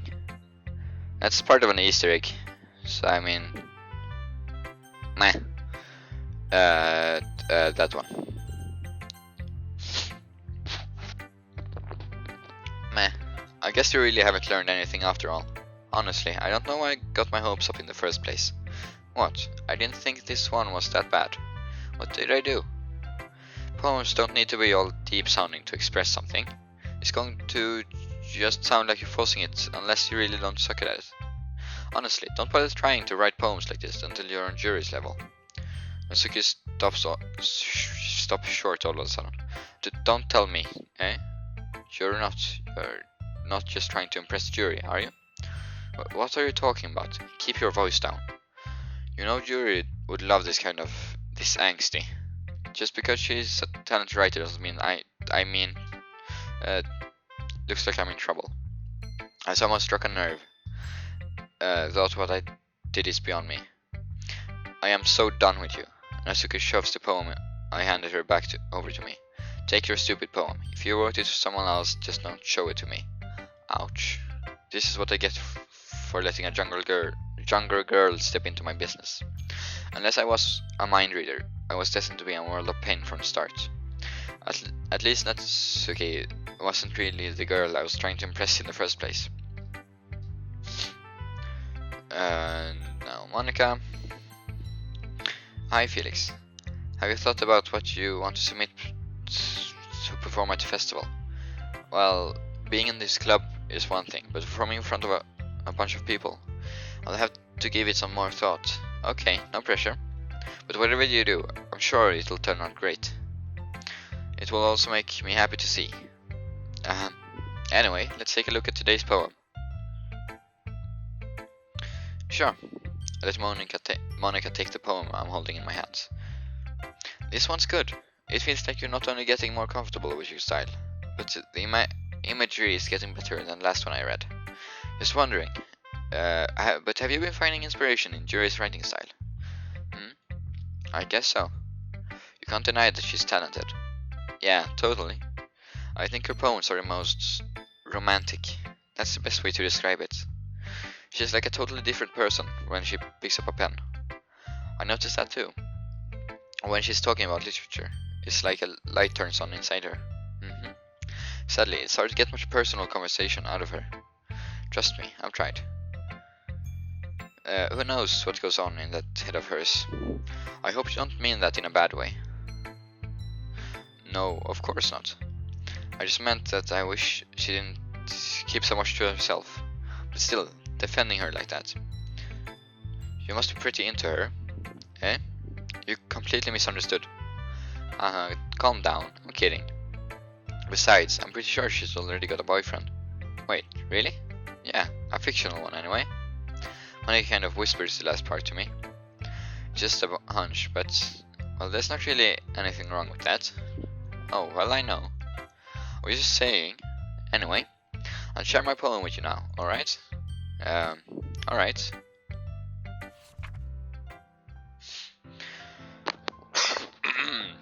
Okay, let's go. The Lady Who Knows Everything. An old tale tells of a lady who wanders earth. The lady who knows everything. A beautiful lady who has found every answer, all meaning, all purpose.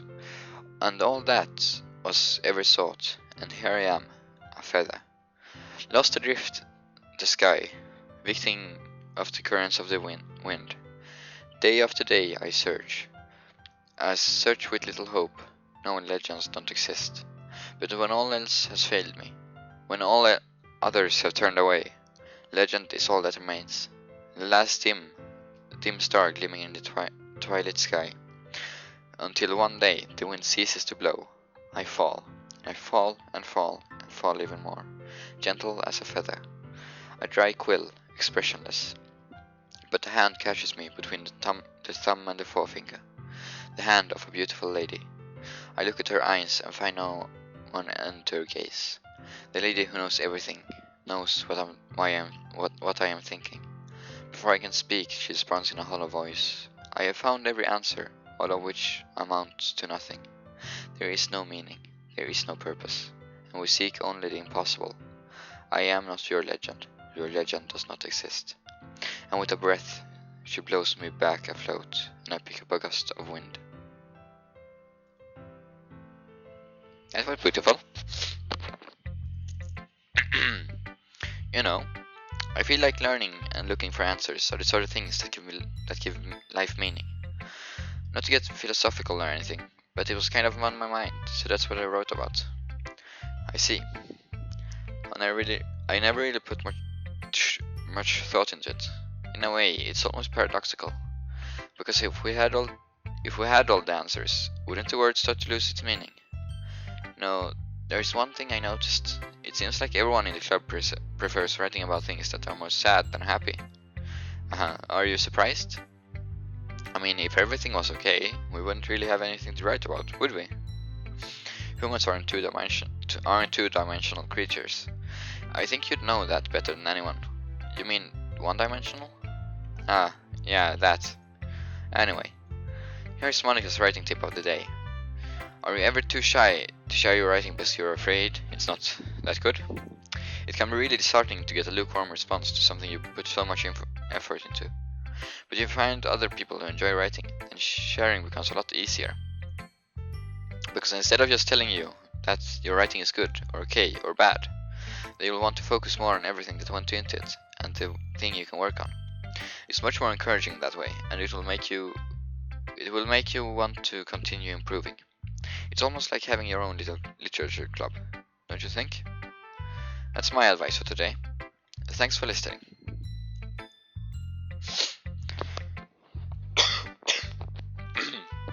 And my voice really does not like this.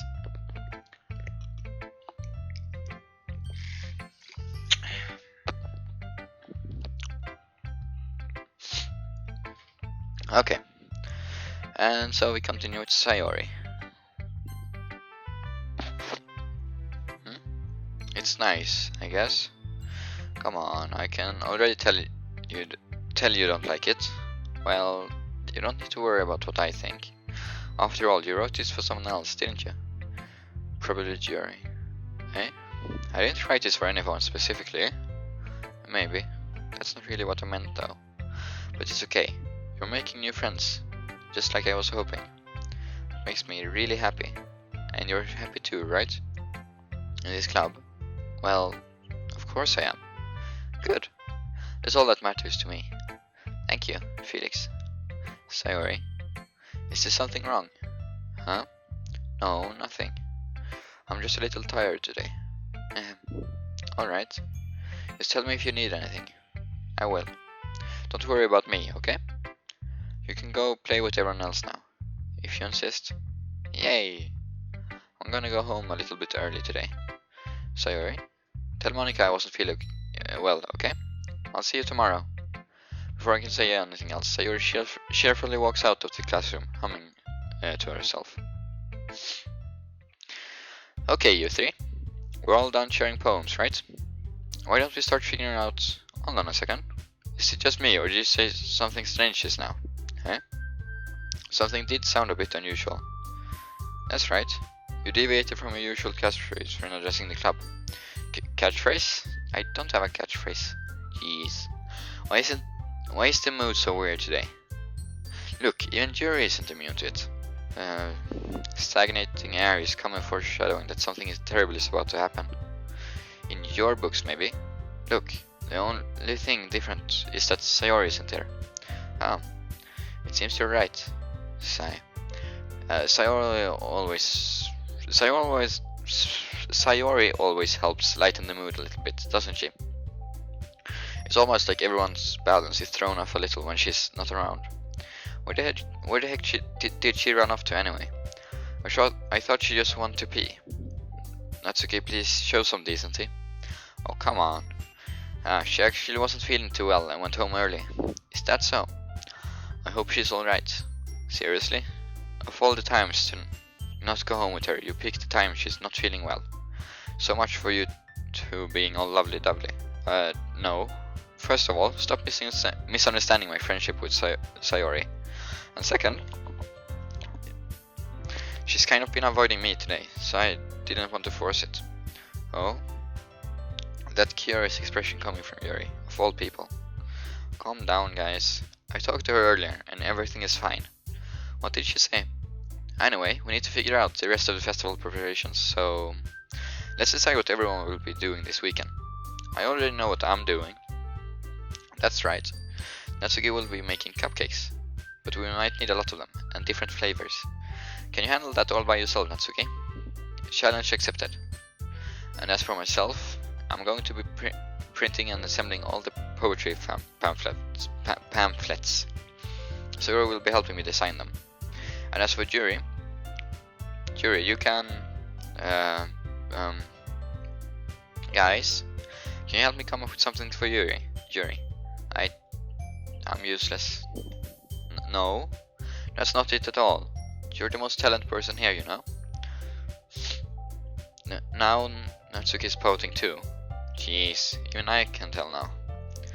I thought I never gave Sayori enough credit, but I can tell things are even harder on you when she's not around. That may be the case, but if I can also be a leader of my own, then I won't grow as a person. So, Yuri, you have beautiful handwriting, you know? So you should make some banners and decorations to help me set the atmosphere. Atmosphere? About that, I love atmosphere. Yuri's expression suddenly changes as she stares at her desk in focus, starts nodding to herself. Your mind is already racing, I see. That's great. It'll be a wonderful help, Yuri. But anyway, that just leaves you, Felix. The one who is truly useless. Don't say that. In fact, both Natsuki and Yuri have some pretty heavy tasks to handle. It would probably go a long way to give them a hand.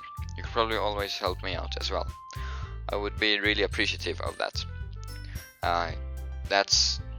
Is Monica suggesting I spend the weekend with one of my club members?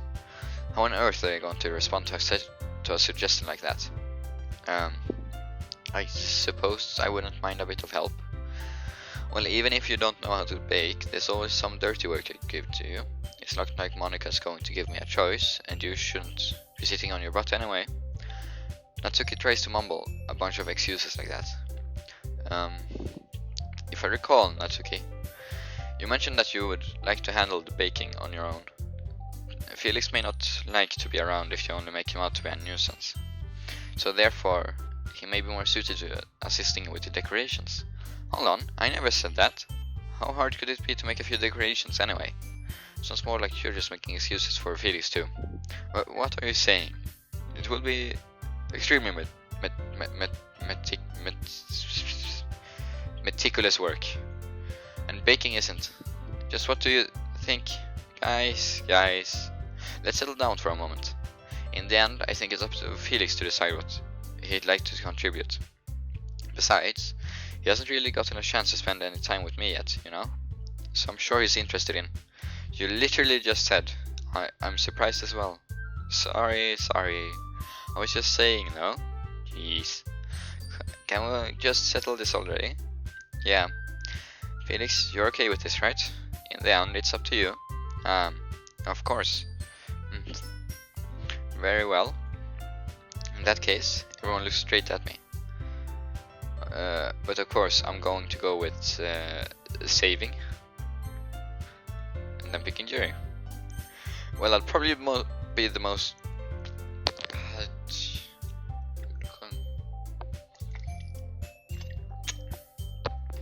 Well, I'll probably be most useful helping out Yuri.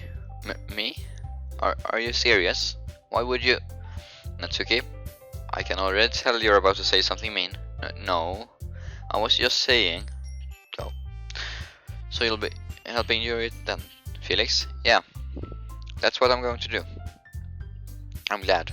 I have a bad habit of overthinking these sorts of things. So I think your assistance will be very useful. That's great to hear. Natsuki, will you be able to handle the baking yourself? I mean, yeah. I already said I would be fine. Okay. Everyone can tell that Natsuki is feeling a little sour. So, is that everything we need to go over? Yeah, that should be about it. Are you guys excited? Well, excited may not be the right word, but I suppose I'm looking forward to it a little bit. Do you feel the same way, Felix? Me? I guess you could say I'm interested to see how it will turn out. That's good enough for me. What about you, Natsuki? Natsuki? What? Why is everyone yelling at me? I didn't even do anything. No, that's not what I meant at all. Jury anxiously glances between everyone in the room. I'm sorry for this. I don't really know why Felix picked me. And also, your cupcakes are the best cupcakes I've ever had. They go really well with my tea. Nothing that I do for the event will compare to that, so I get it. I'm kinda surprised though. Why? Well, I'm the one acting immature. I already know that. But you're trying to cheer me up all of a sudden. I know I'm not very good at it. I'm sorry if I said something bad. Natsuki isn't the only one surprised. Monika and I are also taken back by Jury's words.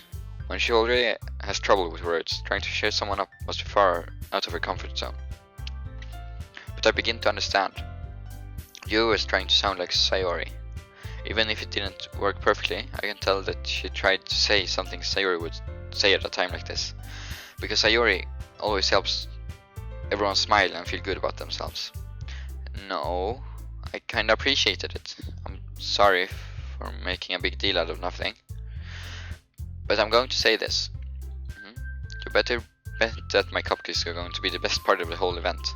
I believe you. Yeah, I hope to see everyone do their best. But with that, there's nothing more for today. So I guess it's time for us to head out. Alright, let's get out of here then. Everyone packs up their things. I start to follow Monika and Natsuki out the door as they chat between each other. Hey?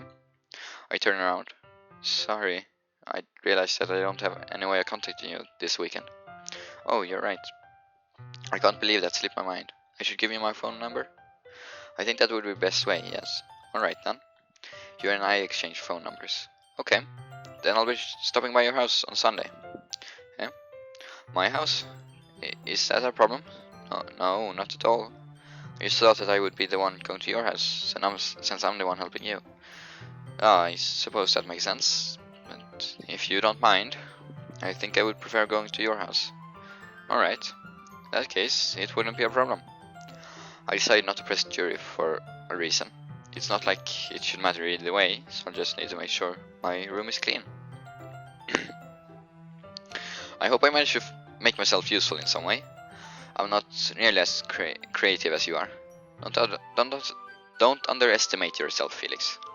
I think that will make a very productive team, even if you only chose me because you felt bad or something.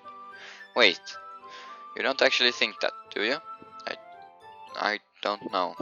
It's difficult to come up with any other reason you may have chosen me. You're forgetting the one reason with the most... What? You're forgetting the one reason with the most common sense. I chose to help you because that's what I want to do. But Yuri thinks to herself with an extremely tense expression.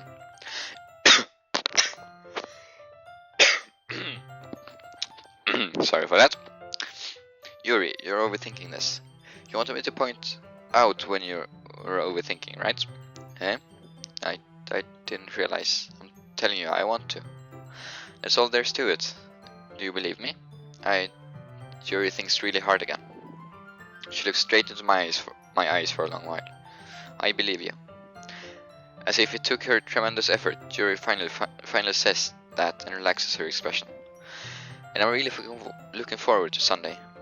Yeah, I am too. After that exchange, I make my way out of the door and Yuri follows. And that is where I will end it, because my voice is dying. And I have been reading for 3.5 hours. Oh god. Yeah, I'm gonna end it here and continue it some other day. Yeah, that will happen, definitely.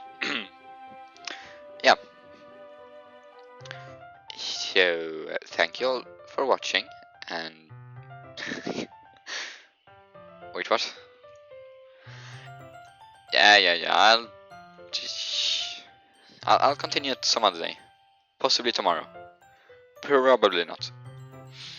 Anyway, thank you for watching, and bye bye.